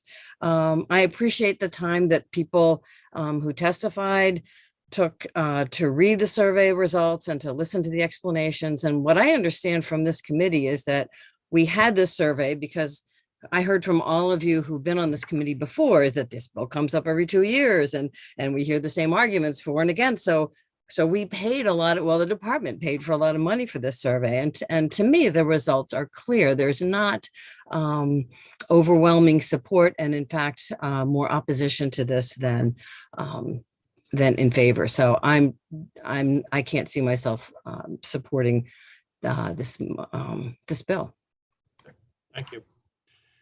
I know Representative Martin wants to has offered to make a motion or not to pass, but before I go to him and ask for that, I am going to turn back to Representative Ordway and allow him to change the flavor of his motion. That way, if people want to, whichever way they want to vote, they may be interested in voting with Representative Ordway or with Representative Martin or not to pass. So Representative Ordway, do you want to make any changes to what it said? I would guess at this point, take out the language that it's north of Route 2, go with Senator Black's original bill, landowner permission all over the state. But the argument of I was going to create 2 mains by doing that north-south, there's 2 mains. It happened a long time ago. This is not going to create 2 mains. We have 2 mains. But so I'd make a motion to strike out the north of Route 2 and go with landowner permission, hunt on Sunday, all for the state. So you're going to amend it that way? Yes. Okay. Representative Martin had already asked to make a motion. Representative Martin, do you want to make the ought not to pass still? Well, Mr. Chair, let's see if we have a second for Representative Ordway's motion. Then Okay. All right, we'll go from there. Senator Black. I would second that if that's with written permission only. Yes. I'll second it. Okay. So Julia, would you read that back to us where you think what it is? Yes, so it is removing the language allowing Sunday hunting north of that portion that was written out north of Route 2. And instead, in the entire state, it's allowing landowners to hunt on Sundays and landowners to give permission to others to hunt on their land on Sunday. In writing. In writing, yes. Okay. So everybody got that? So that's the motion. Is there any further discussion? Representative Ordway. Yeah, that written permission would be for Sundays only, so it doesn't change the rest of the week. Sundays only, okay. Any further discussion? Representative Martin. Yeah, thank you, Mr. Chair. Thank you, Representative Ordway. With all due respect, I will not be supporting this motion. Any other discussion? Representative Hepler. Thank you, Mr. Chair. So this is a question I've wondered about, and I looked through the testimony and a couple of people mentioned it, but I can't remember who. So what happens if you have a big piece of land and you allow written permission for Sunday hunting and you shoot a deer, and this is coming from the non-hunter on the committee, you shoot a deer and you wound it and it wanders off onto to another piece of property where you don't have written permission? Anybody, that's for anybody. I would ask Deputy Commissioner Peabody, because the way it is now, if I wounded a deer and it went on to somebody's posted land, I have to go get either permission from the landowner or get a game warden involved to get it. Is that not correct? Yes, that's correct. I would say we encourage the interaction with the landowner first. If that doesn't work, well, the warden service intervenes. All right. So I would assume it'd have to be the same here. So, Representative Martin. Yeah, thank you, Mr. Chair. I personally see all kinds of enforcement issues regarding this amended version. Quite frankly, I mean, how do you know which piece of land is yours and not? And of course, you know, if you're following a deer and tracking it and goes from one landowner to the next, I mean, and you know, years ago, there were approximately 100 or so sworn game wardens in the department at any given time because of comp time, sick time, vacation time.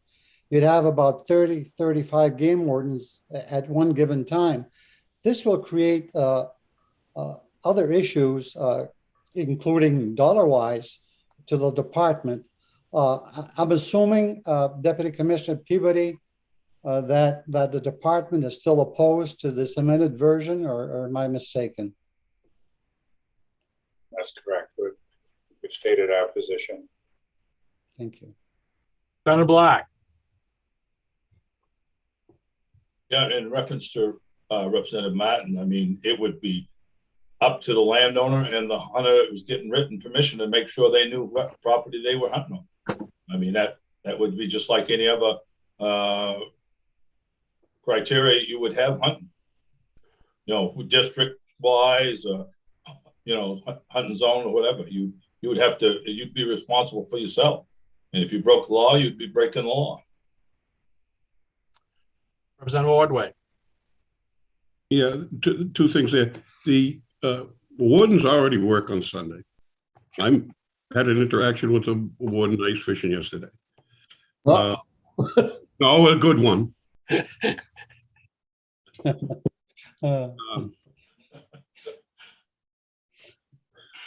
And the thing about leaving, yeah, it would be the responsibility of the hunter not to leave the property that he's on.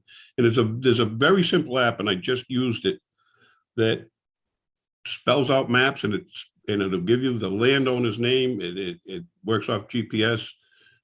We just use it over in Western Maine to identify landowners on snowmobile trails. Very common to do. It wasn't expensive. I think most loggers use them now too, the same app. So, you know, that's out there. They can do it on GPS. They can do it on their phone. And like I said, the ones work year round now anyways. Other discussion? All right, we have a motion. Linda, would you call the roll, please? Yes, I will. Starting with Hold it Representative. before you go there. Representative Hepler. You're muted though. Oh, are we using, can you read is the motion to pass the amended bill, or is the motion, no, okay, great. Ought to pass as amended. Oh, not to pass as amended. Ought to pass. Ought to pass as amended. As amended. Thank you. The last version that Julia read. Gotcha. Senator Black. No, I'm all set. Okay. Would you call a roll, please? Yes. Representative Lyford, No. Representative Mason, Yes.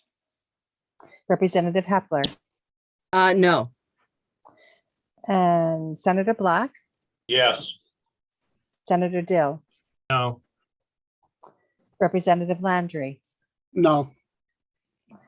and Representative Terrio is not with us. Representative Danny Martin, No.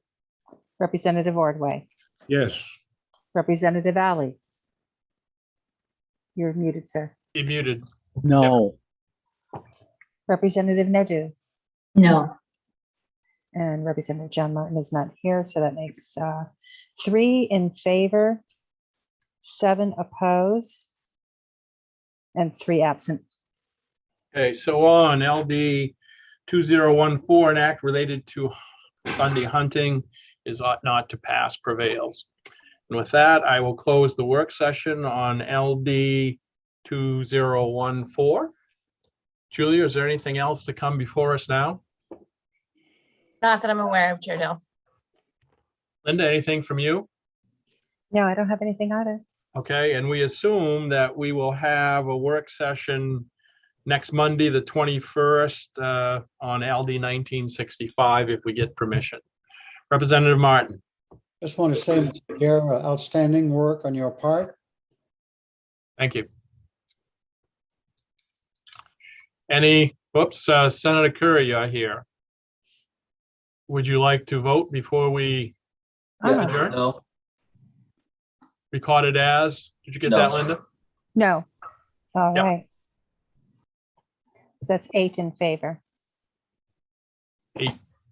8 opposed. I'm Opposed. sorry, 8 opposed, 3 in favor and 3 absent. All right, anything else? Committee? All right, motion to adjourn. Representative Lightfoot, seconded by Representative Martin. All in favor, none opposed. Thank you all. Senator Dill, Yes, ma'am. are we going to have a meeting after this? Sure.